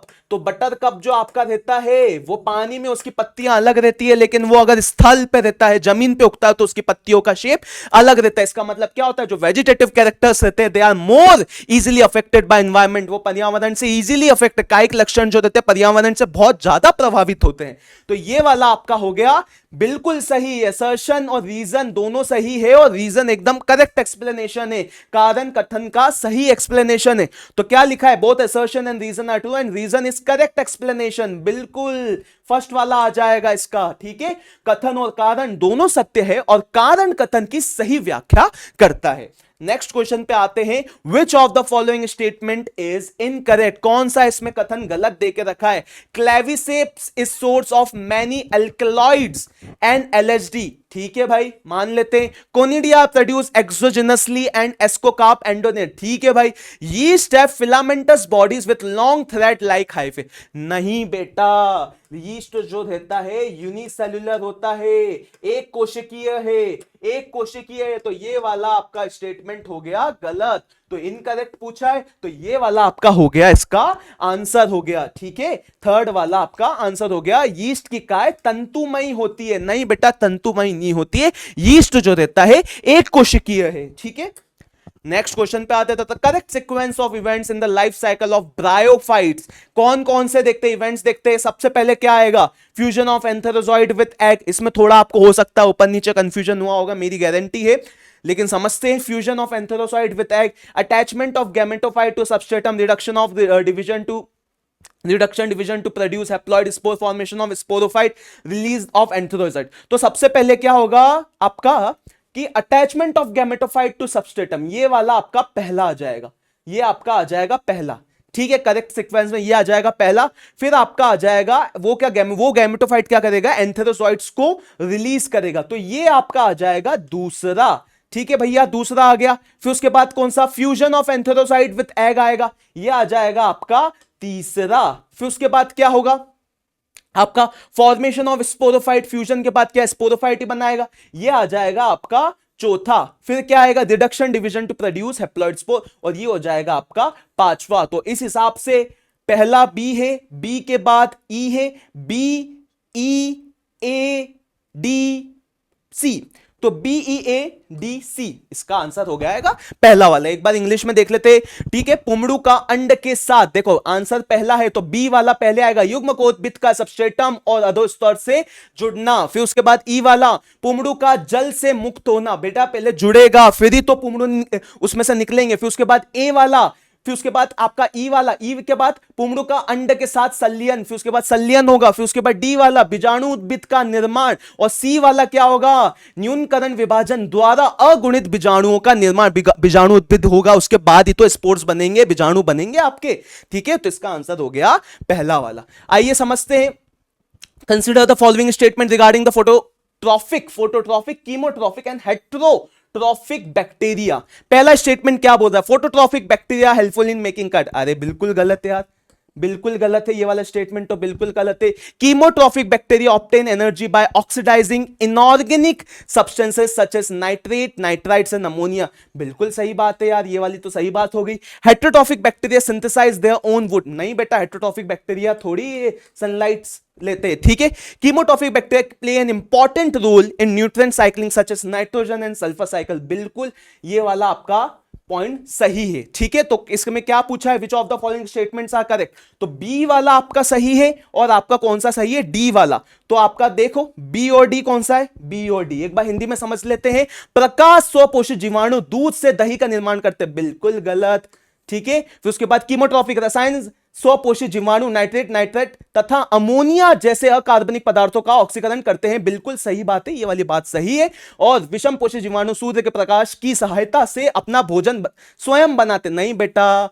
और ये वाला कौन सा है? रसायन स्वपोषित जीवाणु नाइट्रेट तथा सल्फर जैसे पोषक चक्रों में महत्वपूर्ण भूमिका निभाते हैं, बिल्कुल ये वाला सही है। तो आपका कौन सा ऑप्शन हो गया? बी और डी आपका तीसरा हो गया। चलिए आगे बढ़ते हैं। Sphagnum is used for transshipment of living material, बिल्कुल सही बात है, स्फैगनम यूज होता है। स्फैगनम को जीवित पदार्थ के परिवहन हेतु, जैसे आपको एक स्टेट से दूसरी स्टेट कोई सब पर्टिकुलर कोई सब्जी भाजी या फल फ्रूट भेजना है, तो वहां पे स्फैगनम यूज होते हैं, क्योंकि वो नमी को सोख के रखता है।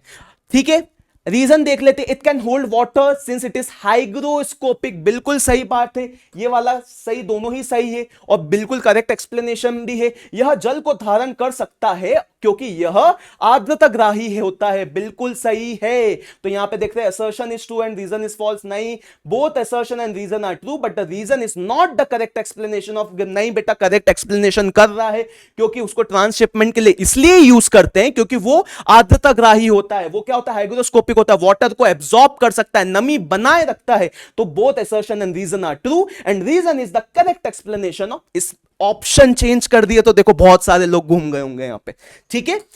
चलिए बेटा स्टार्ट करते हैं नेक्स्ट पार्ट पे। विच ऑफ द फॉलोइंग, अगर हमसे क्वेश्चन पूछा गया है which of the following should be chosen for the best yield of the one whether produce the recommended protein in the large amount. Large amount में अगर हमें protein बनाना है तो क्या करना पड़ेगा, यदि किसी बड़ी मात्रा में पुनर्योजित प्रोटीन का उत्पादन करना है तो सर्वोत्तम उपज के लिए निम्नलिखित कौन सा चुनना जाना चाहिए। Laboratory flask with the largest capacity, बिल्कुल सही बात है, laboratory flask with largest capacity हो सकता है, बट उससे ही हमारे रिकमेंड प्रोटीन ज़्यादा मिलेगा, ज़रूरी नहीं है, क्योंकि ये फ्लास्क सिस्टम अलग अलग प्रकार के हो सकते हैं। हमें यहाँ पे चाहिए कि कंटिन्यूसली हम क्या करें, यहाँ पे न्यूट्रिएंट सप्लाई करते रहें, क्योंकि लार्ज कैपेसिटी वाले में ऐसा भी हो सकता है कि यहाँ पे हमने एक बार न्यूट्रिएंट डाल के रख दिया, जैसे फैट बेच कल्चर होता है, दूसरे कल्चर होते हैं वहाँ पर डाल के छोड़ दिया, बट उसमें हमें क्या होता है, एक्सपोनेंशियल फेज पूरी तरह से मिलती नहीं है। तो दूसरा ऑप्शन दिया bioreactor which can produce 10 to 100 litres, गलत बात है, इंडस्ट्रियल स्केल पे गलत बात हो जाएगी। अब कंटिन्यूस कल्चर सिस्टम, बिल्कुल सही बात है, कंटिन्यूस कल्चर सिस्टम एक स्वतंत्र संवर्धन तंत्र का होना जरूरी है। और चौथा ऑप्शन नन ऑफ दो, तो आंसर आ जाएगा, बेस्ट आंसर इसका बनेगा बेटा 3, लार्ज कैपेसिटी जरूरी नहीं है कि हमें आवश्यकता पड़े ही। चलिए नेक्स्ट क्वेश्चन की तरफ चलते हैं।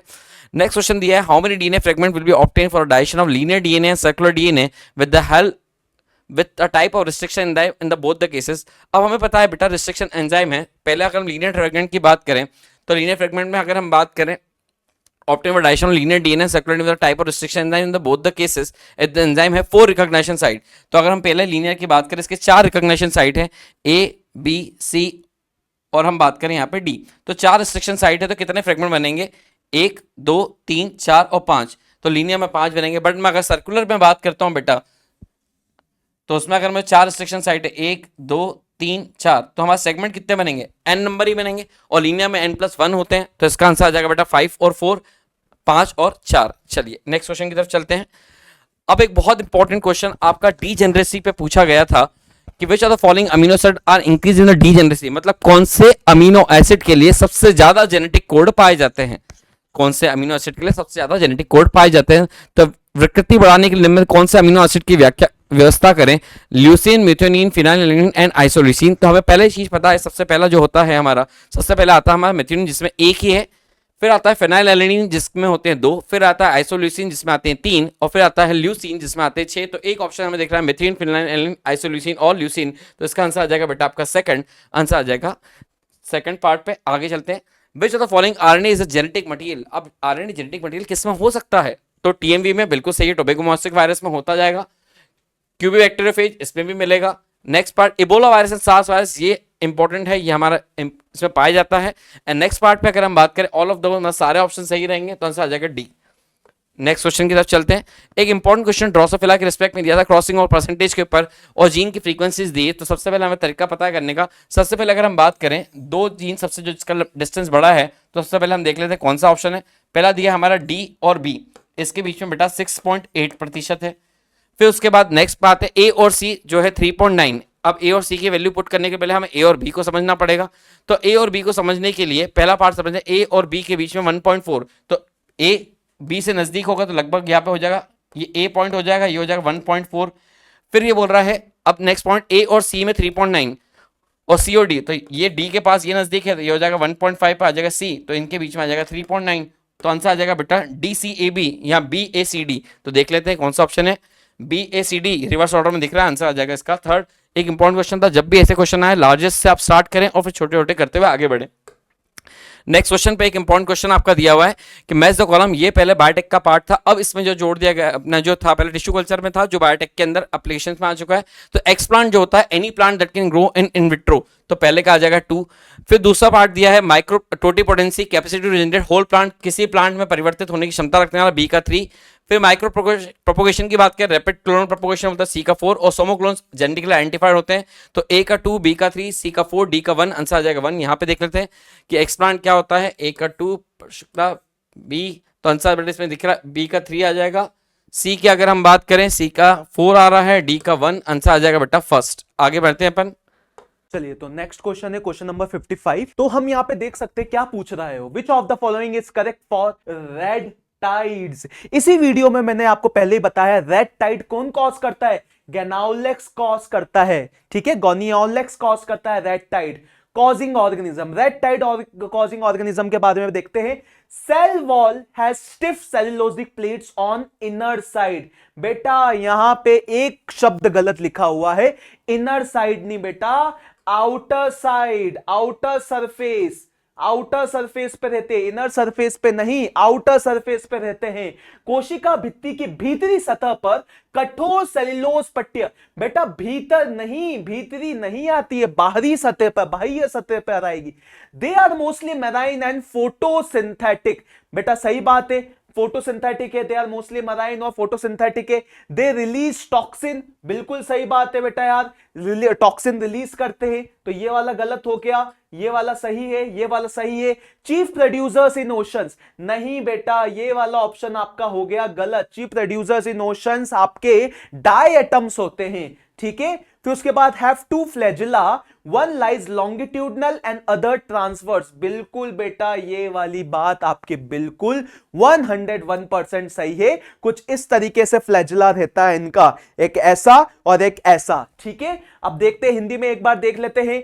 दे, यह अधिकांश समुद्री तथा प्रकाश संश्लेषी होते हैं, बिल्कुल सही पॉइंट है, ये वाला तो हमारा गलत हो गया था, ठीक है। फिर सी वाला, विषैले पदार्थ का स्राव करते हैं, बिल्कुल सही बात है, रिलीज टॉक्सिन, जिससे मछलियां वगैरह और अन्य समुद्री जीव जो रहते हैं वो मर जाते हैं, ठीक है। फिर उसके बाद महासागरों में मुख्य उत्पादक, महासागरों में मुख्य उत्पादक डाई एटम्स होते हैं, बेटा ये नहीं होते हैं। और इनमें दो कशाभिका होती है, एक अनुदैर्ध्य और दूसरा अनुप्रस्थ, बिल्कुल सही बात है। तो कौन कौन से सही हो गए हमारे, क्या पूछा है, करेक्ट पूछा है ना हमसे, सही कथन पूछा है हमसे। तो सही कथन के लिए कौन कौन से सही कथन है, कौन कौन से सही कथन है, कौन कौन से स्टेटमेंट सही है, बी वाला सही है, सी वाला सही है, तो बी सी ई, बी सी ई आपका हो गया, ये वाला आपका ऑप्शन हो गया सही। चलिए आते हैं नेक्स्ट क्वेश्चन पे बढ़ते हैं।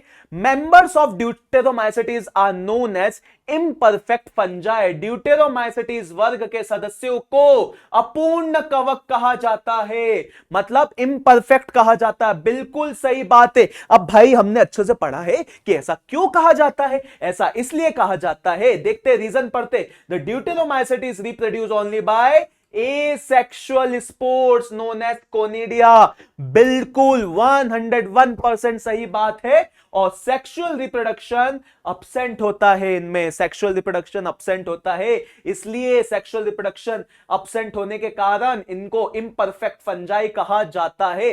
तो ये भी सही है, ये भी सही है। Assertion and reason both are right and reason is the correct explanation of the given assertion. एक बार हिंदी में देख लेते हैं कि यार कारण देख लेते हैं। ड्यूटेरोमाइसिटीज केवल अलैंगिक बीजाणुओं द्वारा जनन करते हैं, जिन्हें कोनिडिया कहते हैं, बिल्कुल सही बात बोली है, कोनिडिया कहा जाता है, और लैंगिक जनन इनमें अनुपस्थित होता है। तो कथन कारण दोनों सही है, और कारण कथन की सही व्याख्या कर रहा है। देखते आते समझते। Both assertion and reason are correct and reason is the correct explanation of the assertion. कथन और कारण दोनों सही है तथा कारण कथन की सही व्याख्या करता है। चलिए नेक्स्ट क्वेश्चन पे आते हैं, नेक्स्ट क्वेश्चन पे आते हैं, ठीक है।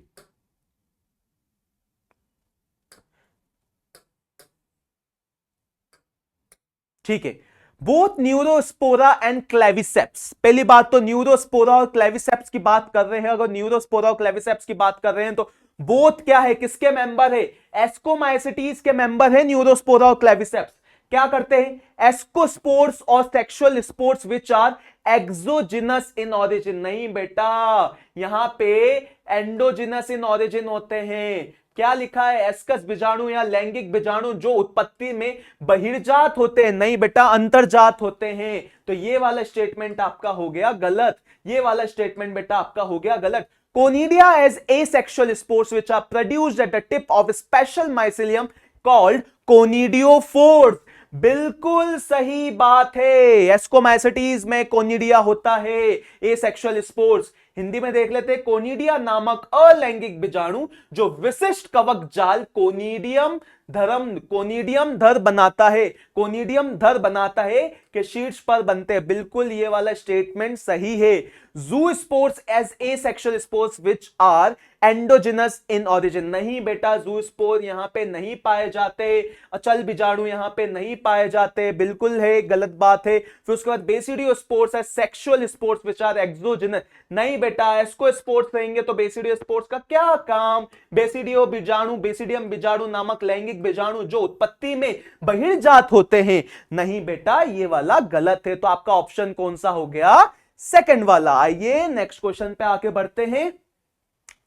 क्या बोल रहा है नेक्स्ट क्वेश्चन, क्या बोल रहा है next question, in artificial system of class, correct पूछा है, how many statements are correct, सही कितने कथन सही है, कौन कौन से कथन सही है। स्टेटमेंट 1 की बात करते हैं, artificial system of classification equal weightage is given to vegetative and sexual. Artificial system में क्लासिफिकेशन के इक्वल वेटेज दिया जाता है वेजिटेटिव और सेक्सुअल कैरेक्टर्स को। बिल्कुल बेटा कोई शक की बात नहीं, आर्टिफिशियल सिस्टम इसलिए रिजेक्ट हुआ था क्योंकि आज जो हमारे वेजिटेटिव कैरेक्टर्स रहते हैं और सेक्सुअल कैरेक्टर्स रहते हैं उनको समान महत्व दिया गया था। स्टेटमेंट नंबर 1 हिंदी में, कृत्रिम वर्गीकरण पद्धति में कायिक और लैंगिक लक्षणों को समान महत्व दिया जाता है। बिल्कुल सही बात है, अगर कृत्रिम वर्गीकरण की बात करता हूं तो कायिक लक्षण और लैंगिक लक्षणों को समान महत्व दिया जाता है, इसलिए ये वाला जो पद्धति है वो फेल हो गई थी, इसको नहीं मान्य था। स्टेटमेंट 2 पे आते हैं, according to phylogenetic system of classification organism belonging to different taxa have common ancestors. क्या बोल रहा है, according to phylogenetic system of classification organism belonging to different taxa. अरे बेटा ये डिफरेंट गलत शब्द लिख दिया, डिफरेंट नहीं आएगा, organism belonging to same taxa have common ancestors. तो ये वाला भी आपका ऑप्शन हो गया गलत, ठीक है, ये वाला आपका ऑप्शन हो गया गलत। हिंदी में देखते हैं, जातिवृत्तीय वर्गीकरण पद्धति के अनुसार विभिन्न टैक्सा वर्ग के जीवों के पूर्वज समान कॉमन होते हैं, नहीं बेटा समान नहीं होते हैं बेटा, ये डिफरेंट टैक्सा लिखा है, समान टैक्सा की बात करते हैं। क्या लिखा है, अनुसार विभिन्न नहीं आएगा, समान टैक्सा के जीवों के पूर्वज समान होते हैं, ठीक है। फिर उसके बाद स्टेटमेंट नंबर 3 आते हैं, numerical taxonomy every character is given equal importance and number and codes are assigned to every character. बिल्कुल सही बात है माय डियर, बिल्कुल सही बात है। Numerical taxonomy every character is given equal importance and number and codes are assigned to each character. बिल्कुल सही बात है। एक बार कथन, एक बार हिंदी में देख लेते हैं कथन 3, ठीक है। संख्यात्मक वर्गीकी की बात हो रही है, में प्रत्येक लक्षण को समान महत्व दिया गया है तथा प्रत्येक लक्षण को संख्या और कोड दिए जाते हैं। बिल्कुल सही बात है, ठीक है। फिर उसके बाद फिर फोर्थ स्टेटमेंट पे आते हैं, systematics include taxonomy but does not include evolutionary relationship among organism. नहीं बेटा ये वाला गलत है आपका, सिस्टमैटिक्स में इवोल्यूशनरी रिलेशनशिप भी आती है, ठीक है। तो systematic include taxonomy but does not include evolutionary relationship, ये वाला गलत हो गया। सिस्टमैटिक्स में वर्गीकी विज्ञान टैक्सोनॉमी शामिल होती है, लेकिन इसमें जीवों के मध्य जातिवृत्तीय संबंध फाइलोजेनेटिक रिलेशनशिप, जातिवृत्तीय संबंध को शामिल नहीं किया जाता बेटा, शामिल किया जाता है। तो ये वाला स्टेटमेंट आपका हो गया गलत। Bentham and Hooker system of classification was phylo, देख बेटा बैंथम और हुकर ने आपका नेचुरल क्लासिफिकेशन दिया था, प्राकृतिक क्लासिफिकेशन दिया था, तो ये वाला स्टेटमेंट भी आपका गलत हो गया। तो इसमें से कौन कौन से स्टेटमेंट आपके सही, how many statements are correct, तो कौन कौन से सही है, स्टेटमेंट नंबर 1 सही है और स्टेटमेंट नंबर 3 सही है। तो कितने स्टेटमेंट सही हो गए बेटा, 2 स्टेटमेंट सही हो गए। कौन कौन से गलत हो गए, आपका ये वाला स्टेटमेंट सही है, फिर उसके बाद दूसरा स्टेटमेंट गलत है, फिर उसके बाद तीसरा स्टेटमेंट सही है, चौथा गलत है, ठीक है। तो 2 स्टेटमेंट आपके और पांचवा स्टेटमेंट बेंथम और हुकर की वर्गीकरण पद्धति जातिवृत्तीय प्रकृति की थी। नहीं बेटा, प्राकृतिक क्लासिफिकेशन दिया था, तो ये वाला स्टेटमेंट भी आपका हो गया गलत। तो कथन पहला और कथन तीसरा आपका सही है, तो 2 स्टेटमेंट आपके सही आएंगे। चलिए नेक्स्ट आगे बढ़ते हैं। ठीक है, ये वाला हो गया। ठीक है, How many of the given features are common for sac fungi and club fungi? Ascomycetes की बात कर रहे हैं भाई, एस्कोमाइसिटीज की बात कर रहे हैं, और क्लब फंजाई यानी बेसिडियो की बात कर रहे हैं। एस्कोमाइसिटीज और बेसिडियो माइसिटीज में कौन से समान लक्षण होते हैं, आइए समझते हैं। ब्रांच सेप्टेट माइसिलियम, बिल्कुल सही बात है, ब्रांच सेप्टेट माइसिलियम होता है, बिल्कुल सही बात है। प्रेजेंस ऑफ फ्रूटिंग बॉडीज, बिल्कुल सही बात है, दोनों में ही फ्रूटिंग बॉडीज होती है। कोनिडिया देखो बेटा, कोनिडिया जो होता है, कोनिडिया आपका, अगर मैं कोनिडिया की बात करूं तो कोनिडिया जो होता है ये आपका एस्कोमाइसिटीज में मिलता है, ये आपका एस्कोमाइसिटीज में मिलेगा।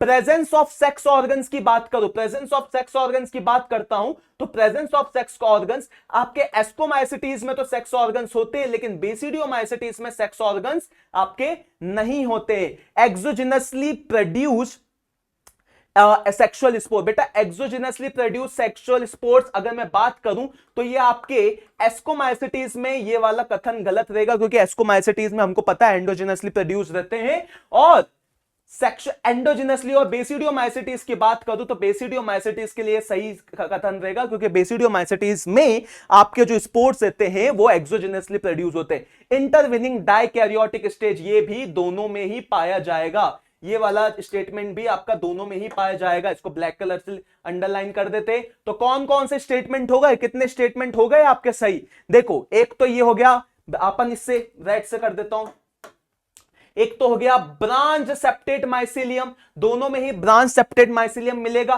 प्रेजेंस ऑफ फ्रूटिंग बॉडी भी बेटा दोनों में ही मिलेगी, और इंटरविनिंग डाइकैरियोटिक स्टेज भी बेटा दोनों में मिलेगी। तो कितने स्टेटमेंट हो गए भाई, 3 हो गए ना, 1 2 3, बाकी सारे क्या है, कुछ स्टेटमेंट जो हैं वो एस्कोमाइसिटीज में है और कुछ बेसिडियोमाइसिटीज में नहीं है, और ऐसा वाइस वर्सा। आइए हिंदी में एक बार इसको सॉल्व कर लेना। निम्नलिखित में से कितने विशेषताएं थैली कवक को बेटा हम बोलते हैं एस्कोमाइसिटीज बोलते हैं, और क्लब कवक को बोलते हैं बेटा बेसिडियोमाइसिटीज बोलते हैं। शाखित पट्टीय कवक जाल बेटा दोनों में मिलेगा, तो दोनों में ये वाला पॉइंट सही हो गया, शाखित पट्टीय। फिर फलनकाय का मौजूद होना, ये भी दोनों में ही फलनकाय आपकी मौजूद रहेगी। फिर कोनिडिया का मौजूद होना, बेटा कोनिडिया जो रहता है आपका एस्कोमाइसिटीज में तो मिलेगा, लेकिन बेसिडियोमाइसिटीज में बेटा नहीं मिलेगा। फिर उसके बाद लैंगिक अंगों का मौजूद होना, बेटा एस्कोमाइसिटीज में तो लैंगिक अंग होंगे, लेकिन बेसिडियोमाइसिटीज में बेटा लैंगिक अंग नहीं होंगे। फिर उसके बाद बहिर्जात रूप से निर्मित लैंगिक बीजाणु, देखो बहिर्जात रूप से आपके बेसिडियोमाइसिटीज में तो होंगे, लेकिन आपके एस्कोमाइसिटीज में ये नहीं होंगे। फिर उसके बाद मध्यवर्ती द्विकेंद्र की अवस्था बेटा दोनों में ही मिलेगी। तो कितने पॉइंट हो गए आपका 1 2 3, तो इसलिए हमारे आंसर हो गया दूसरा वाला। आया समझ में, बहुत बढ़िया। चलिए नेक्स्ट क्वेश्चन पे आगे बढ़ते हैं। चलिए ट्रू फॉल्स पूछा है, consider the following statement with respect to viruses and state true and false. Viruses can multiply only when they are inside the host, बिल्कुल सही बात है।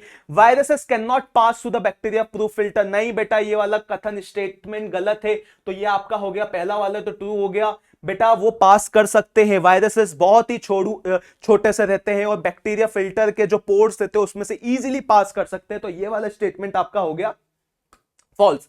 Viruses that infect animals have either single और double standard DNA और single standard RNA, नहीं बेटा double standard RNA भी होता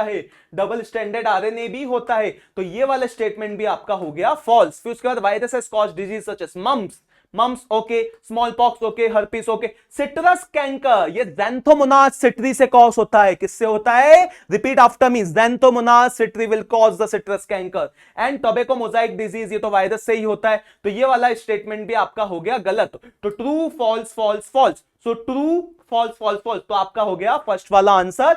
एक बार 60 वाले ये वाले हिंदी में देख लेते हैं।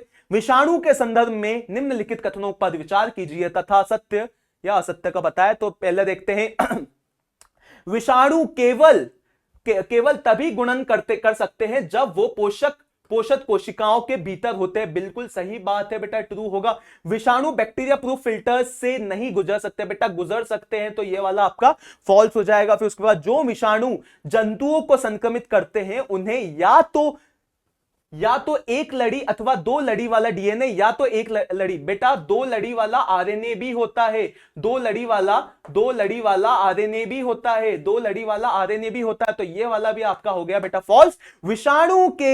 विषाणु से मम्स होता है, चेचक होता है, हर्पिस होता है, सिट्रस कैंकर बेटा एक ये जीवाणु से होता है। सिट्रस कैंकर किससे होता है? जीवाणु से होता है, बैक्टीरिया से होता है, जिसको बोलते हैं ज़ैंथोमोनास सिट्री एक्सी ज़ैंथोमोनास सिट्री। तो इस हिसाब से आपका true false false false false ये हो गया आपका पहला आंसर।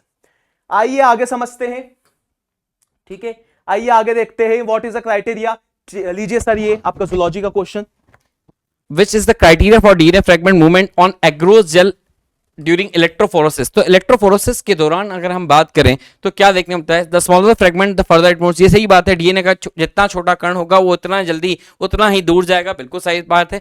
एनसीईआरटी में लिखा है कि जो इलेक्ट्रोफोरेसिस है हम उनको साइज के बेसिस के आधार पे ही करते हैं, बट कहीं कहीं मेंशन उसमें चार्ज के बारे में भी दिया हुआ है। तो smaller fragment further it moves, पहला ऑप्शन बिल्कुल सही बात है। Positive charge fragment do not move, गलत बात है। Positive charge fragment move to the further end, positive charge का मूवमेंट कहीं नहीं होता।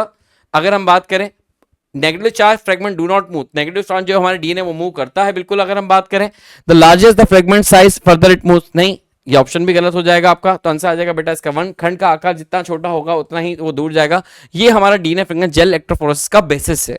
फिर आगे बात करते हैं नेक्स्ट पार्ट पे रिगार्डिंग डीएनए पॉलीमरेज के संदर्भ में यूज इन पीसीआर। तो पीसीआर में उपयोग किए जाने वाले डीएनए पॉलीमरेज के संदर्भ में कौन से कथन को पढ़िए और बताएं। It is isolated from thermosensitive bacteria, गलत बात है बेटा। थर्मोसेंसिटिव बैक्टीरिया थर्मोस्टेबल बैक्टीरिया से होता है, ये स्टेटमेंट आपका गलत हो जाएगा। It remains active in high temperature, बिल्कुल सही बात है। उच्च तापमान पर सक्रिय रहता है, बिल्कुल सही बात। Next part, it is used to ligase introduce DNA into replicant cell, नहीं, डीएनए लाइगेज का काम होता है। ये ग्राही कोशिकाओं में निविष्ट डीएनए को जोड़ने का कार्य करता है। It is serve selectable marker, नहीं बेटा ये सिलेक्टेबल मार्कर का उपयोग में नहीं आता, ये वर्ण योगित चिन्ह के रूप में कार्य करता है, गलत बात है। तो इसमें से कितने स्टेटमेंट हमारे सही हैं पूछा गया है, तो करेक्ट स्टेटमेंट हमारा एक ही है, आंसर आ जाएगा 62 का 1। नेक्स्ट क्वेश्चन पे चलते हैं। Restriction enzyme are recognize the palindromic sequence, बिल्कुल सही बात है। जो रिस्ट्रिक्शन एंजाइम होते हैं, प्रतिबंधन एंजाइम पैलिंड्रोमिक अनुक्रमों को पहचानते हैं, बिल्कुल सही बात है। Restriction enzyme can belong to the last class of enzyme called nucleus, बिल्कुल सही बात है। प्रतिबंध एंजाइम न्यूक्लियस कहलाने वाले एंजाइमों के बड़े वर्ग में आते हैं, ये बिल्कुल सही बात है। नेक्स्ट पार्ट अगर हम बात है, दोनों स्टेटमेंट जो हैं, दोनों हमारे स्टेटमेंट सही हैं, बट क्या इसकी सही व्याख्या कर रहा है? नहीं, ये इसकी सही व्याख्या नहीं कर रहा है। तो इसका आंसर आ जाएगा आपका second, both assertion reason are true and reason is not correct explanation for A, ये सही व्याख्या नहीं है। नेक्स्ट क्वेश्चन पे चलते हैं। Restriction digestion is the process of cutting DNA by restriction enzyme. Restriction digestion by process by cutting DNA by restriction enzyme, बिल्कुल बात सही है कि रिस्ट्रिक्शन जो होता है प्रतिबंध पाचन, डीएनए के प्रतिबंध एंजाइम द्वारा काटने के लिए प्रक्रिया है, बिल्कुल सही बात है। DNA ligase joints the two DNA, बिल्कुल सही बात है, डीएनए को जोड़ने का काम करता है। दोनों स्टेटमेंट सही है, बट ये दोनों एक दूसरे के ये व्याख्या नहीं करते, इसका भी आंसर आ जाएगा बेटा आपका सेकंड। चलिए नेक्स्ट क्वेश्चन पे आते हैं। Bacterial cell with restriction enzyme will easily infect the bacterial phage, गलत बात है। जीवाणु कोशिका जिसमें प्रतिबंध न्यूक्लियस है वो जीवाणु भोजों को आसानी से संक्रमित करते हैं, वो संक्रमित नहीं कर पाते। Restriction enzyme catalyse the synthesis of protective coat around the bacterial cell which prevent the bacteriophage attack, ये भी बात संदर्भ में बात अगर हम देखी जाए तो गलत। रिस्ट्रिक्शन एंजाइम का हमने उपयोग देखा था अभी, जस्ट से पहले क्वेश्चन था मिथाइलेज एक्टिविटी होती है, तो दोनों स्टेटमेंट आपके गलत है।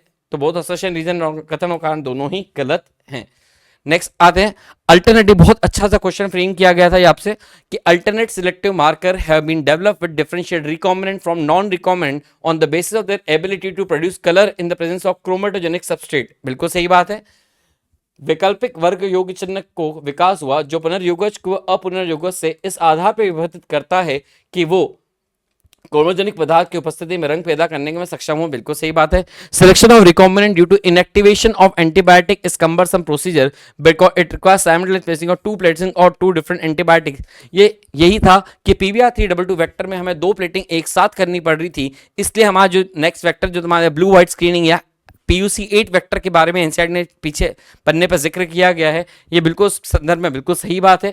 प्रतिजीवकों के निष्क्रिय करने के पुनर्योगज का चयन एक जटिल विधि है क्योंकि इसमें दो प्लेट हो जिनमें भिन्न भिन्न प्रतिजीविक होते हैं पर साथ साथ प्लेटिंग की आवश्यकता होती है। तो ये दोनों स्टेटमेंट सही है और ये सही इसकी व्याख्या भी कर रहा है, तो आंसर आ जाएगा बेटा 1। चलिए क्वेश्चन नंबर 67 पे आते हैं। क्वेश्चन नंबर 67 क्या कहता है? How many of the below features are common for green algae, brown algae and red algae? तीनों के बारे में पूछा है। तो क्लोरोफिल ए, हाँ भैया क्लोरोफिल ए तो तीनों में ही कॉमन रहेगा क्योंकि हमने पढ़ा है chlorophyll A, A B, chlorophyll A B, A C, A D हमने अच्छे से पढ़ा है, तो ए तो सब में कॉमन रहता है। पायरेनॉइड्स नहीं कॉमन रहेगा, पियर शेड गैमेट नहीं कॉमन रहेगा, कैरागिन रेड एल्गी में रहेगा वो भी कॉमन नहीं है। Cellulose in the cell wall, भैया सभी सारे ही अपने प्लांट किंगडम में आते हैं एल्गी, तो सेल्यूलोज तो रहेगा ही। फाइकोकोलॉइड्स नहीं कॉमन रहेगा, फ्लैजिलेटेड गैमेट्स हमारे रोडोफाइसी में नहीं होते, तो ये यहां पे इसका आंसर आ जाएगा 2, क्लोरोफिल ए और सेल्यूलोजिक सेल वॉल। हिंदी में देख लेते हैं निम्नलिखित में से कितने विशेषताएं हरे शैवाल, भूरे शैवाल और लाल शैवाल में समान होते हैं? क्लोरोफिल ए समान रहेगा और कोशिका भित्ति में सेल्यूलोज समान रहेगा, बाकी सारे समान नहीं रहेंगे, तो इसका आंसर आ जाएगा 2। आइए देखते हैं, अब ये मेमोरी बेस्ड क्वेश्चन है। डीजे आइवानोस्की, फिर उसके बाद वायरॉइड्स के बाद MW Beijerinck, first crystalline, TMV, TW. तो इसका आंसर देखिए, ए का तो आपका डीजे आइवानोस्की का आ जाएगा 4, डीजे आइवानोस्की मोजाइक डिजीज। फिर उसके बाद आपका बी का आ जाएगा 3, कंटेजियम वाइवम फ्लूइडम। फिर उसके बाद सी का आ जाएगा आपका 2, सी का आ जाएगा 2। फिर उसके बाद डी बचा, क्या यही बचा। फिर उसके बाद इसका आंसर क्या आ जाएगा? सी आ जाएगा। ऐसे ही यहां पे भी सी आ जाएगा, ठीक है। चलिए क्वेश्चन नंबर 67, 68, 69। अब ये किसके डायग्राम देखे रखे हैं भैया? स्लेजिनेला और साल्विनिया का डायग्राम देखे रखा है, टाइडोफाइट का डायग्राम देके रखा है, स्लेजिनेला और साल्विनिया। क्या स्लेजिनेला और साल्विनिया होमोस्पोरस होते हैं? नहीं बेटा, होमोस्पोरस नहीं होते हैं। Absence of vascular tissue? नहीं बेटा, वेस्कुलर टिश्यू होता है। क्या पूछा है हमें? कॉमन फीचर्स पूछे हैं, common which of the given features are common, ठीक है। फिर उसके बाद development of zygote into embryo within the female gametophyte. बिल्कुल बेटा, ये वाली बात आपकी सही है, development of zygote into embryo within the female gametophyte. फिर उसका चौथा क्या है? Gametophyte dependent on sporophyte. नहीं बेटा, सिर्फ फीमेल गैमेटोफाइट ही आपका डिपेंडेंट रहता है, तो आंसर क्या आ गया? तीसरा। एक बार हिंदी में देख लेते हैं, निम्नलिखित पादपों के लिए कौन कौन से विशेषताएं समान है? स्लेजिनेला और साल्विनिया का डायग्राम देके रखा है। क्या दोनों ही समबीजाणुक होते हैं? नहीं बेटा, समबीजाणुक नहीं, विषम बीजाणुक होते हैं दोनों। ये वाला गलत हो गया। फिर यहाँ पे संवहनी उत्तक का अभाव नहीं होता है बेटा, संवहनी उत्तक होते हैं, तो ये वाला गलत हो गया। युग्मनज से भ्रूण का विकास मादा युग्मकोद्भिद के अंदर होता है। बिल्कुल सही बात है बेटा, बिल्कुल सही बात है, ये बिल्कुल सही बात है। एंड बीजाणुकोद्भिद पर निर्भर नहीं, बीजाणुकोद्भिद पर निर्भर युग्मकोद्भिद। बेटा ये सिर्फ फीमेल के लिए ट्रू है, मादा के लिए ट्रू है, नर के लिए नहीं ट्रू है, तो इसका 3 वाला बेस्ट ऑप्शन इसका 3 आएगा, ठीक है। तो ये वाला गलत हो जाएगा। चलिए 169, फिर उसके बाद 170 का देखते हैं, ठीक है। 69 के बाद 70। In Pinus the male and female cones और strobili may born on the same tree. बिल्कुल सही बात है, बिल्कुल ऐसा हो सकता है कि आप पाइनस में मेल एंड फीमेल कोन्स और स्ट्रबलाई में born on the same tree. The female gametophyte of gymnosperm is highly, बेटा फीमेल गैमेटोफाइट रिड्यूस नहीं होता, मेल गैमेटोफाइट और pollen grain will be highly reduce and restricted to only few cells, ठीक है। तो ये वाला आपका स्टेटमेंट हो जाएगा बेटा गलत, ठीक है। स्टेटमेंट 1 सही है, स्टेटमेंट 2 गलत है, तो कौन सा आंसर हो जाएगा? Statement 1 is correct but 2 is incorrect. In Pinus, male and female cones or strobila may born on the same tree. Pinus में नर तथा मादा शंकु एक ही पादप पर उत्पन्न होते हैं, बिल्कुल सही बात है। और जिम्नोस्पर्म का मादा युग्मकोद्भिद अंत्यातिक अल्प अल्प विकासित मतलब पूरा अच्छे से बना हुआ नहीं रहता। नहीं बेटा, मादा नहीं आएगा, नर आएगा। नर युग्मकोद्भिद पूरा अच्छे से डेवलप नहीं होता है, कुछ ही कोशिकाओं का रहता है। ठीक है, जिम्नोस्पर्म का नर युग्मकोद्भिद अत्यंत ही अल्प विकसित होता है, अत्यंत ही अल्प विकसित होता है। किसका? नर युग्मकोद्भिद होता है, तथा केवल कुछ ही कोशिकाओं का बना रहता है। बेटा नर के लिए होगा, ना कि मादा के लिए। तो ये वाला सही है और ये वाला गलत हो गया। तो इसका आंसर स्टेटमेंट 1 सही है, लेकिन कथन 2 आपका हो गया गलत। ठीक है, नेक्स्ट क्वेश्चन पे आते हैं। In heterosporous pteridophyte the gametophyte is dioecious. बिल्कुल सही बात है यार, बिल्कुल सही बात है। ठीक है, मैंने आपको एक ट्रिक सिखाई थी, DUMB, डम्ब। डम्ब का मतलब डायोसियस, यूनिसेक्सुअल, मोनोसियस, बाइसेक्सुअल। ठीक है, the male gametophyte in heterosporous pteridophytes are retained on parent sporophyte for they. बेटा मेल गैमेटोफाइट नहीं, फीमेल आएगा, फीमेल आएगा बेटा, फीमेल आएगा। ठीक है, तो ये वाला स्टेटमेंट आपका हो गया गलत। ठीक है, एक बार हिंदी में देख लेते हैं। विषम बीजाणुकीय टेरिडोफाइट में युग्मकोद्भिद एक लिंगाश्रीय होता है। बिल्कुल सही बात है, बिल्कुल सही बात है, डायोसियस होता है, एक में ही होते हैं सारे। एंड विषम बीजाणुकीय टेरिडोफाइट में नर युग्मकोद्भिद कुछ अनिश्चित काल, वेरिएबल पीरियड तक पैतृक बीजाणुकोद्भिद से जुड़ा रहता है। बेटा गलत है ये, बेटा गलत है, नर नहीं मादा आएगा। ठीक है, तो असर्शन आपका गलत सही हो गया और रीजन गलत है। तो क्या आएगा? Assertion is true, assertion is correct but the reason is not correct. Assertion is correct, कथन सही है लेकिन कारण गलत है आपका। चलिए नेक्स्ट पे आते हैं, 71 72 पे आते हैं। Arrange the following taxa in the box in decreasing order में पूछा है बेटा, decreasing order of their common features. Decreasing order में पूछा है। देखो कॉर्डेटा तो सबसे बाद में आएगा, उसके बाद फिर क्या आएगा? मैमेलिया, फिर मैमेलिया के बाद कार्निवोरा, फिर उसके बाद कार्निवोरा फेलिडी, फिर उसके बाद फेलिस। इसका आंसर होगा दूसरा। ठीक है, निम्नलिखित टेक्सा या वर्गों को उनके सामान्य लक्षणों के घटते क्रम में व्यवस्थित कीजिए। Mammalia, carnivora. देखो यहां पे इसका आंसर आएगा felis, felidae, carnivora, mammalia, Chordata.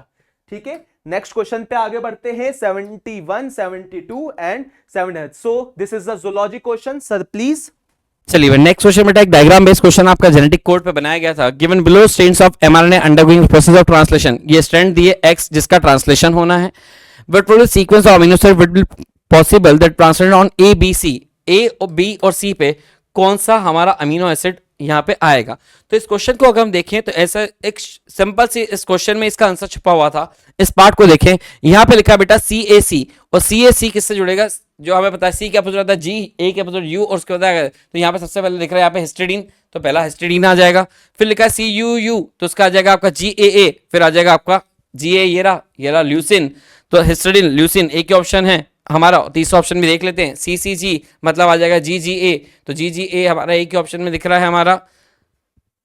GGC हमारे एक ही ऑप्शन में दिख रहा है, दैट इज प्रोलीन। तो आंसर आ जाएगा बेटा थर्ड। कभी कभी क्वेश्चन बेटा हमें सब दिखते टफ है, बहुत सी बार क्वेश्चन में ही उसका आंसर छुपा होता है। और आप कृपया करके इस चीज का ध्यान रखें, जेनेटिक कोड को जितना अच्छे से याद करेंगे ऐसे क्वेश्चन बन सकते हैं। नेक्स्ट क्वेश्चन की तरफ चलते हैं। एक अच्छा क्वेश्चन था, guinea pig black colour G dominates over the white. तो अगर हम बात करें जो ब्लैक कलर है बेटा, ब्लैक कलर को हम डिवाइड कर रहे हैं कैपिटल G से ओवर वाइट, और जो व्हाइट कलर है वो है स्मॉल g। फिर दिया है an eye colour and the alleles of a coat colour and eye colour would be not be linked. अब यहां पे लिखा है कि ब्राउन आइज जो हैं, ब्राउन आइज के लिए अगर हम बात करें तो लिखा है कैपिटल B, ब्राउन आइज के लिखा है कैपिटल B, और उसके बाद लिखा है आपसे पूछा गया है व्हाइट आई, ब्लू आइज पे। तो ब्लू आइज जो है बेटा, ब्लू आई के लिए लिखा है स्मॉल b। अब तुमसे बोला है अब इनमें लिंकेज नहीं है, अगर लिंकेज नहीं है तो आप देख लेते हैं इनमें what will the probability of offspring having blue eyes and white coat if both parents are heterozygous. तो मतलब अगर दोनों पेरेंट हेटेरोजाइगस है तो बेटा कंडीशन आपकी कुछ ऐसी बनेगी, capital G capital B small b, capital G ये एक तरह का, ये F1 के सेल्फिंग तरह से हो गया, दो हाइब्रिड कैरेक्टर आपने ले लिए। और हमसे पूछा गया अब क्या, both parents are heterozygous for eye colour and अब पूछा what will be the probability of offspring having blue eyes and white colour. तो तुम ब्लू आईज कब मिलेगी? ऐसा और ऐसा हो, मतलब इन शॉर्ट ऐसी कंडीशन अगर हो तो हमें, और हमें पता है प्योर रेसेसिव कैरेक्टर सिर्फ 16 बनते हैं, उनमें से एक ही आता है, तो 1/16 अगर हम करेंगे तो ये लगभग हमारा जो 1/16 होता है 6.25% के आसपास। समझिएगा बेटा, जब भी आपसे क्वेश्चन पूछा गया है तो क्वेश्चन के सिर्फ लैंग्वेज में अगर हमें मेंडल का डायहाइब्रिड क्रॉस याद है तो उसके बेसिस पे 9:3:3:1 के रेशियो पे ही हमसे एक कैरेक्टर जो पूछा गया था, ये पूछा गया था कि इनमें से कौन सा ऐसा है जिनमें ब्लू आइज और व्हाइट कोट कलर मिलेगा।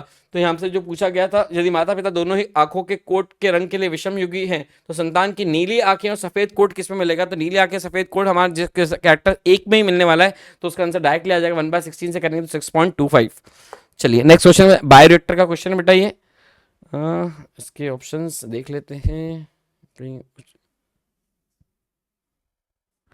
ऑप्शन आगे पीछे देख लेते हैं बेटा। ये पूछा गया कि इसमें डायरेक्टर आपको जो है लेबलिंग पूछा है, तो ए जो दिख रहा है बेटा हमारा मोटर दिख रहा है, बी जो है इस डायरेक्टर के बात करें तो फोम ब्रेकर दिख रहा है, देख लेते हैं ऑप्शंस में। ए फॉर्म ब्रेकर है, एक मोटर है, बिल्कुल ठीक है, बी फॉर्म ब्रेकर, ए के ऑप्शन दिख रहा है, बाकी देख लेते हैं।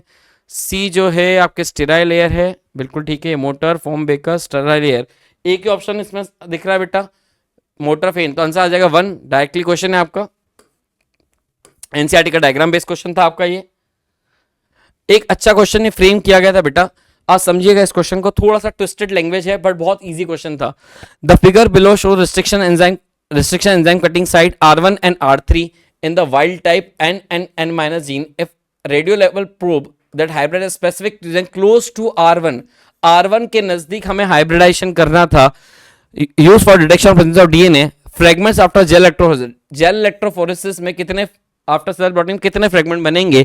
नीचे दिए गए आंकड़े वन्य प्रकार के एन और उत्परिवर्तित जीन में प्रतिबंधित एंजाइम द्वारा काटने वाले स्थल R1 और R3 को दर्शाते हैं। यदि जेल विद्युत संचलन और सदन ब्लॉटिंग के बाद डीएनए के खंडों की उपस्थिति का पता लगाने के लिए एक रेडियोएबल प्रोब को संप्रेषित जो R1 के करीब अनुक्रम में संकृत करता है किया जाएगा तो क्या होगा। तो हमें बोला है कि इसकी जो साइट है R1 और R3 है, ये हमारा सेल है। इस R1 में जब मैं कट करूंगा बेटा, ये R1 और R2 कटिंग साइड सिर्फ R1 पे है, यहाँ पे हमें पता है एक फ्रेगमेंट बनेगा क्योंकि मैं इसमें करूंगा तो एक फ्रेगमेंट बनने वाला जो होगा 500 का। बट अगर यहाँ पे मैं बात करूं तो यहाँ पे मेरे पास 2 फ्रेगमेंट बन रहे हैं, एक R1 और R2 के बीच वाला एक ये वाला फ्रेगमेंट बनेगा, और इसको जब मैं कट करूंगा बेटा R1 R3 और R2, यहाँ पे आपको लिखा है बेटा 100 और 400। जब मैं R1 के नजदीक पूछा है, मुझे प्रोबिंग करना है R1 के नजदीक, तो R1 के नजदीक एक तो ये 500 वाला बन गया और दूसरा वाला क्या बन रहा है हमारा 400 वाला। तो जब हम इसको फ्रेगमेंट में जेल इलेक्ट्रोफोरेसिस में देखेंगे तो हमें क्या देखने को मिल रहा है, 500 वाला जो ये वाला था सेम और एक हमारा 400 वाला। तो इस ऑप्शन में देखिए कौन कौन सा फ्रेगमेंट मिलेगा, तो हमें एक फ्रेगमेंट मिलेगा L1 वाला जो 500 का होगा और एक होगा 400, तो 500 और 400 वाला फ्रेगमेंट हमारा एक ही है जो हमारा थर्ड ऑप्शन। समझिएगा इस क्वेश्चन को। नेक्स्ट क्वेश्चन पे बात करते हैं। PBr322 vector the structure of plasmid vector is shown in the diagram with specific antibiotic resistance gene and recognition of particular restriction endonuclease। ठीक है। A BAM-H3 is used to remove the tetracycline resistance। गलत बात है, BAM-H1 का यहाँ पे उपयोग नहीं, BAM-H3 का यूज नहीं है, BAM-H1 का यूज होता है, तो ये स्टेटमेंट आपका गलत हो गया। BAM-H3 द्वारा टेट्रासाइक्लिन जीन को हटाने के लिए उपयोग किया जाता है PBr322 वेक्टर में, गलत। D when used, D वो साइट है when used in inserting gene of interest then recombinant organism can grow in tetracycline medium। सही बात है, अगर मैं यहाँ पे अपना जीन ऑफ इंटरेस्ट डालूंगा, यहाँ पे अगर मैं GOI जीन ऑफ इंटरेस्ट डालूंगा तो टेट्रासाइक्लिन माध्यम में ग्रो होगा क्योंकि टेट्रासाइक्लिन जीन को मैंने नहीं हटाया है, ये बिल्कुल सही बात होगी। when used at the site of inserting gene, मतलब यहाँ पे अगर मैं इंसर्ट करूँ the recombinant will grow in medium containing ampicillin tetracycline, नहीं, अगर जैसे मैं यहाँ पर डालूंगा तो एम्पिसिलिन रेजिस्टेंस जीन खत्म हो जाएगा, तो ये स्टेटमेंट आपका गलत हो गया, पहला भी गलत, तीसरा भी गलत। बी साल्वन which remove the gene encoding beta galactosidase, नहीं, बी पे हम साल्वन में जो होता है वो लेग जेड के लिए नहीं होता, वो टेट्रासाइक्लिन के लिए होता है, तो इसका आंसर आ जाएगा बेटा सेकंड। नेक्स्ट एक और क्वेश्चन बेटा आपका बायोरिएक्टर से पूछा गया था। A graph compare total biomass over 10 days in two system. Biomass increases then plateau and biomass steadily increases and remains high. Which statement is correctly explains the why? Question पूछा गया है कि हमने क्या करा है, बायोमास बनाए, 2 हमने प्रोडक्ट लिए, उन दोनों को हमने क्या एक फ्लास्क में डाला, एक में हमें जो उत्पत्ति मिली वो बहुत ज़्यादा मिली और एक में उत्पत्ति जो मिली वो थोड़ी कम मिली या एकदम से मिलने के बाद कम हो गई, तो इसका क्या कारण हो सकता है कि एक में उत्पत्ति हमें ज़्यादा मिली? तो एक ग्राफ दो तंत्रों में 10 दिनों में उत्पादित कुल जैव भार की तुलना करता है। जैव भार बढ़ता है और फिर स्थिर हो जाता है, एक में स्थिर हो रहा है और दूसरे में लगातार बढ़ता जा रहा है। तो ऐसा क्या हुआ कि हमने जैव भार बढ़ता गया? तो उसका कारण ये है कि जब भी हम उसमें कंटिन्यूस क्या करेंगे, ताजा माध्यम बार बार लगाते जाएंगे, तो उसमें क्या होगा, वो हमारा ग्राफ क्या होगा, कंटिन्यूसली बढ़ता रहेगा। या हम बात करें बायोमास ज़्यादा मिलेगा, तो freshly medium was continuously supplied, जिस ताजा माध्यम लगातार आपूर्ति की गई थी, इस कारण से कंटिन्यूस कल्चर सिस्टम में हमें क्या मिलती है, बायोमास ज़्यादा मिलता है। चलिए नेक्स्ट क्वेश्चन, क्वेश्चन नंबर 79 देखते हैं। Consider the following statements, consider the following statement regarding the bryophyte, pteridophyte and gymnosperm. कौन कौन से स्टेटमेंट है, आइए समझते हैं। In mosses the leafy stage of gametophyte develop directly from the zygote. देखो बेटा, मॉसेस के केस में हमारा ऐसा डायरेक्टली डेवलपमेंट नहीं होता है, इनडायरेक्ट डेवलपमेंट होता है प्रोटोनिमा के द्वारा। ठीक है, तो ये वाला स्टेटमेंट आपका हो गया बेटा गलत। इन टेरिडोफाइट द गैमेटोफाइट इज इनकॉन्स्पिक्यूअस, ठीक है, ये वाला सही है। यूनिसेल्युलर नहीं बेटा, मल्टीसेल्युलर होता है, तो ये वाला स्टेटमेंट भी आपका हो गया गलत। In gymnosperm, the male and female gametophyte often does not have independent free living existence. बिल्कुल सही बात है, एनसीईआरटी की लाइन है। Water is essential for fertilisation both bryophytes and pteridophytes, बिल्कुल सही बात है। The sporophyte of bryophyte is completely, the sporophyte of bryophytes completely independent, नहीं बेटा ये वाला गलत हो गया। तो कौन कौन से 79 का क्या हो गया, सिर्फ सी और डी आंसर है। क्या पूछा है इनने, select the correct statement, correct statement पूछा है, तो सी और डी होना चाहिए, तो यार सी और डी सही है। एक बार हिंदी में देख लेते। मॉस में युग्मकोद्भिद की अवस्था के प्रत्यक्ष रूप से डायरेक्टली युग्मनज से विकसित होती है, नहीं बेटा इनडायरेक्टली होती है, ये वाला गलत है।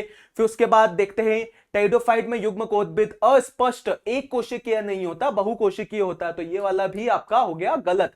ठीक है, जिम्नोस्पर्म में नर एवं मादा युग्मकोद्भिद में सामान्यतः स्वतंत्र मुक्त जीवी अस्तित्व, बिल्कुल बेटा ये वाली लाइन आपकी सही हो गई। एंड ब्रायोफाइट्स और टेरिडोफाइट्स में दोनों में निषेचन के लिए जल की आवश्यकता होती है, बिल्कुल सही बात है।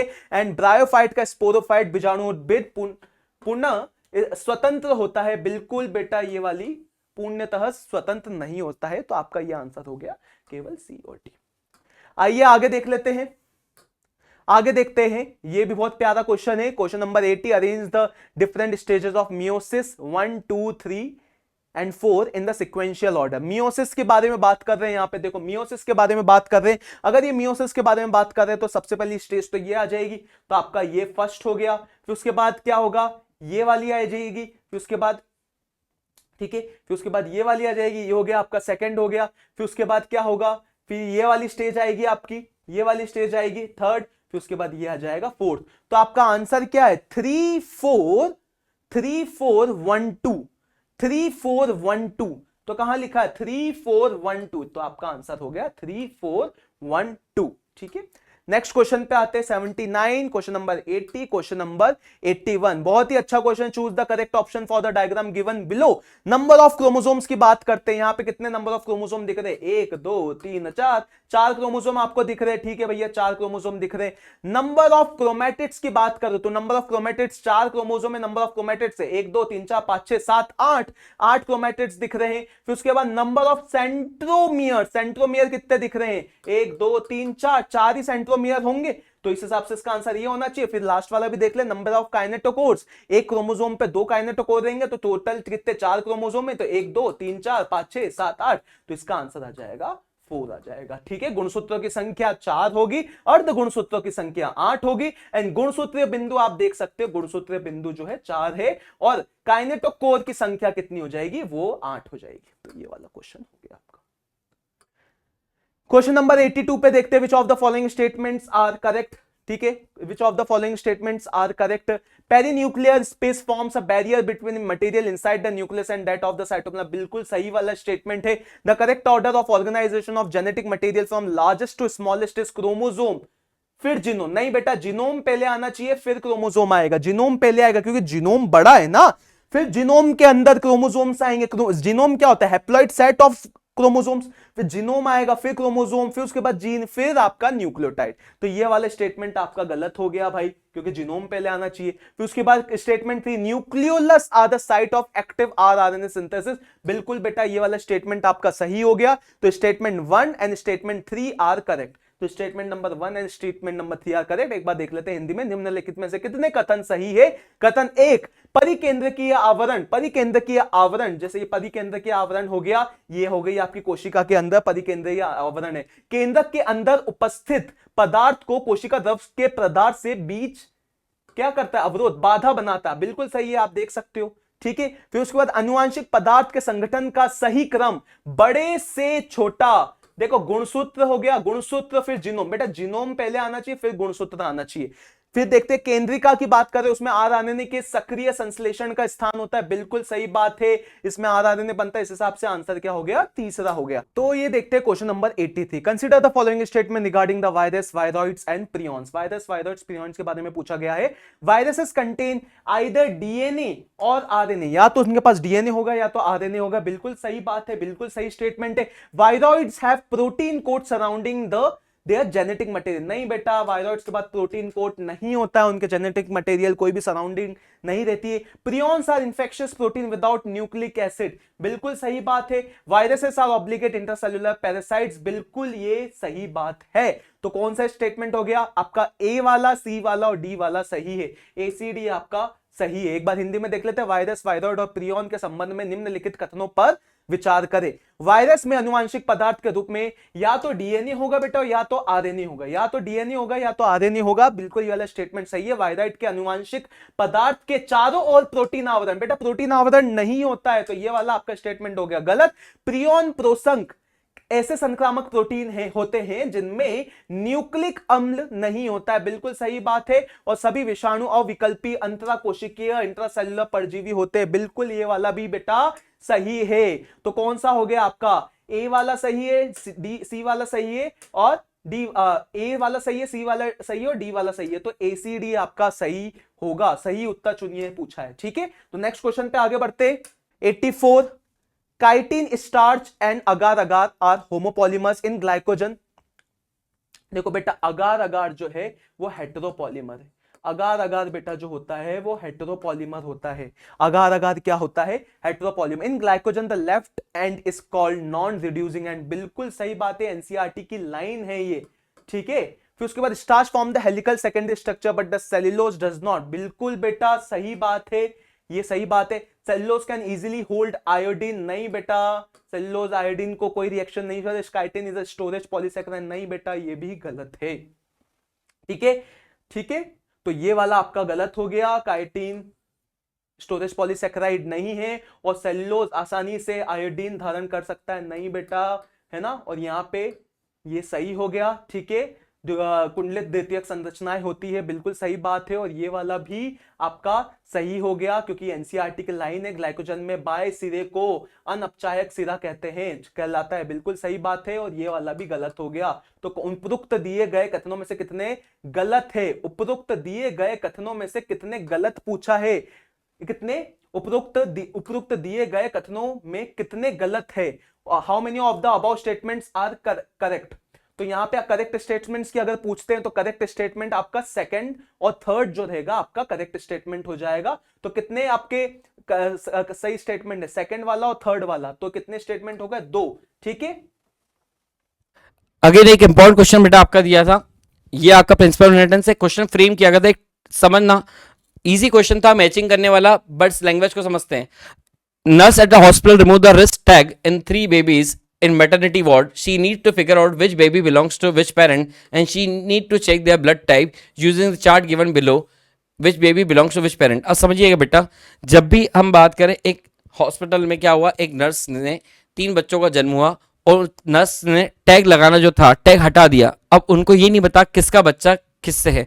अब बट हमें ये पता है कि जो हमारे पेरेंट्स हैं उनका ब्लड ग्रुप क्या है, तो उस ब्लड ग्रुप के आधार पे एक कंडीशन बना के क्वेश्चन बनाया गया है आपका। जनरली हम बात करें, ऐसा जनरली ऐसा हमेशा सही नहीं हो सकता कि ऐसा ही होगा, बट एक प्रोबेबिलिटी बेस्ड क्वेश्चन बनाया गया है आपसे। तो उसके लिए क्या दिएगा, अस्पताल में एक नर्स के प्रसूति वार्ड में 3 शिशुओं की कलाई से टैग हटा दिया गया, जिसे पता लगाना कि कौन सा बच्चा किस अभिभावक का है, इसलिए वह रक्त समूह की जांच करती है। नीचे देखे चार्ट में अब समझना बेटा, बेबी जो एक बेबी था उसका ब्लड था बी, दूसरे बेबी का ब्लड था ए और तीसरे बेबी का ब्लड था ओ। अब इनको पता करने के लिए पहले पेरेंट्स का ब्लड ग्रुप अपन समझते हैं। यहाँ पे पहला कंडीशन दी है कि अंबानी जी जो है उनका ब्लड ग्रुप ओ था और उनकी वाइफ का ए बी था। तो अगर ओ और ए बी था तो नेक्स्ट पार्ट पे अगर अपन समझें यहाँ पे तो इसको समझने की कोशिश करते हैं अपन कि ए और ए बी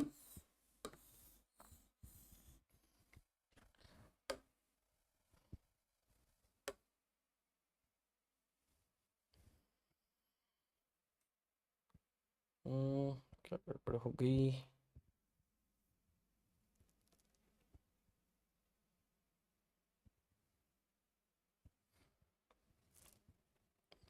चलिए इस पार्ट पे समझते हैं। नर्स इस पे क्वेश्चन हमारा पहला देखते हैं आप इसे, ब्लड ओ और ए बी। अब ओ और ए बी में हम जीनोटाइप को अगर पता करें बेटा तो ये कुछ ऐसा देखेंगे हमें, इसका आई ओ और इसका जीनोटाइप होगा आई ए आई बी। तो इसमें जो ब्लड आएगा आई ए आई ओ आई ए आई ओ आई B I O I B I ओ, मतलब यहाँ पे हमें दो ब्लड ग्रुप मिलेंगे ए और बी। मतलब अगर मैं पहले वाला पार्ट पे समझूं तो यहाँ पे टाइप ब्लड बी, तो ये इन दोनों का इसमें ब्लड ग्रुप बेटा इनका ब्लड ग्रुप ए भी हो सकता है और बी भी हो सकता है। तो इसमें इस पेरेंट्स का हमें कंफ्यूजन होगा, टाइप 1 और टाइप 2 में कंफ्यूजन हो जाएगा कि हम पता नहीं कर पाएंगे कि किसका ब्लड ग्रुप क्या था। दूसरे ब्लड ग्रुप पे आते हैं, अडानी जी टाइप ए और टाइप ओ। नेक्स्ट पार्ट पे चलते हैं, टाइप ए और टाइप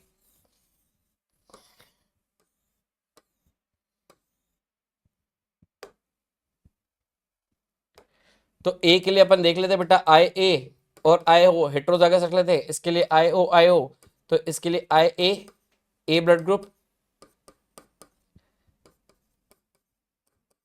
तो इनमें संभावित ब्लड ग्रुप ए और ओ आ सकता है। तो टाइप 3 जो है हमें दिख रहा है टाइप ए और ए, तो एक में पॉसिबिलिटी आ रही है, मतलब ये जो ब्लड ग्रुप है ओ ब्लड ग्रुप है, तो यहाँ पे ओ ब्लड ग्रुप बेबी 3 का हो सकता है। तीसरा वाला भी देख लेते हैं अपन, टाइप ए बी और बी। फिर ए बी और बी पे चले जाते हैं,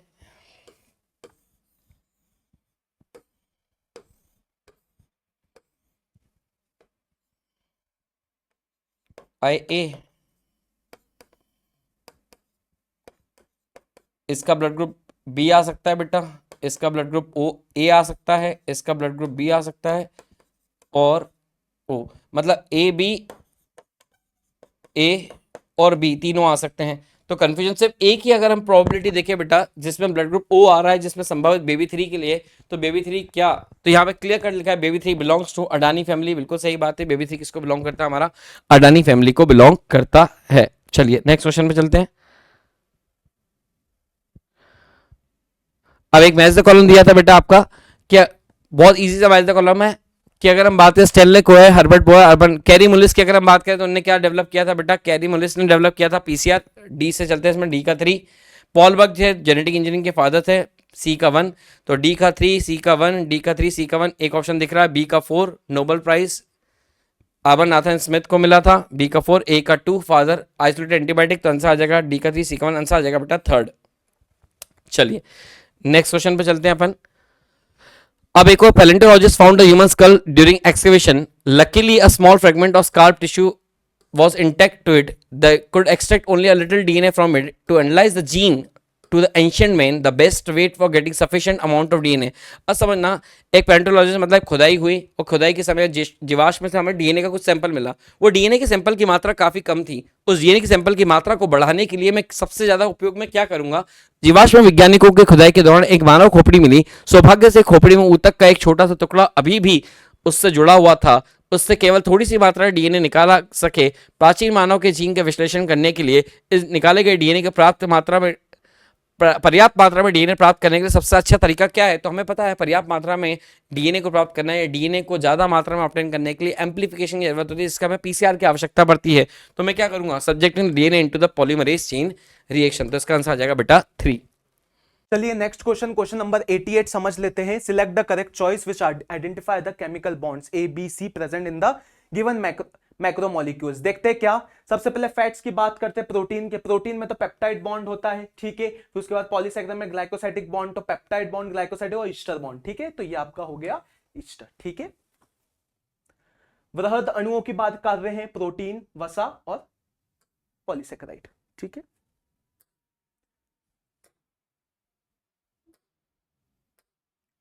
तो हम क्वेश्चन नंबर 88, क्वेश्चन नंबर 89, ठीक है। Identify the linkage X Y and Z in the diagram. तो ये आपका लिंकेज है, ये जो अल्फा 16 लिंकेज है, ठीक है। एक्स वाला तो अल्फा 16 लिंकेज हो गया। फिर उसके बाद आपको वाई वाला पूछा है तो अल्फा 14 और ये वाला, तो इसका आप देख लेते हैं। अल्फा 16 ये हो गया अल्फा 16, वाई वाला अल्फा 14 और ये जेड वाला अल्फा 14 लिंकेज, ठीक है। नेक्स्ट क्वेश्चन पे आते हैं। तो ये नेक्स्ट हमारा लास्ट क्वेश्चन है, identify X and Y in the newly synthesized polypeptide chain given below. X क्या होगा बेटा, एक्स जो होगा हमारा NH2 होगा, वाई होगा COOH होगा। तो एक्स हमारा NH2 है और वाई हमारा COOH है, ठीक है। तो ये वाला। So this was the last question. So thank you so much everyone इस वीडियो को देखने के लिए। आई होप इस वीडियो से आपको काफी ज्यादा इंफॉर्मेशन पेपर के रिगार्डिंग मिली होगी। So thank you so much, bye bye, take care.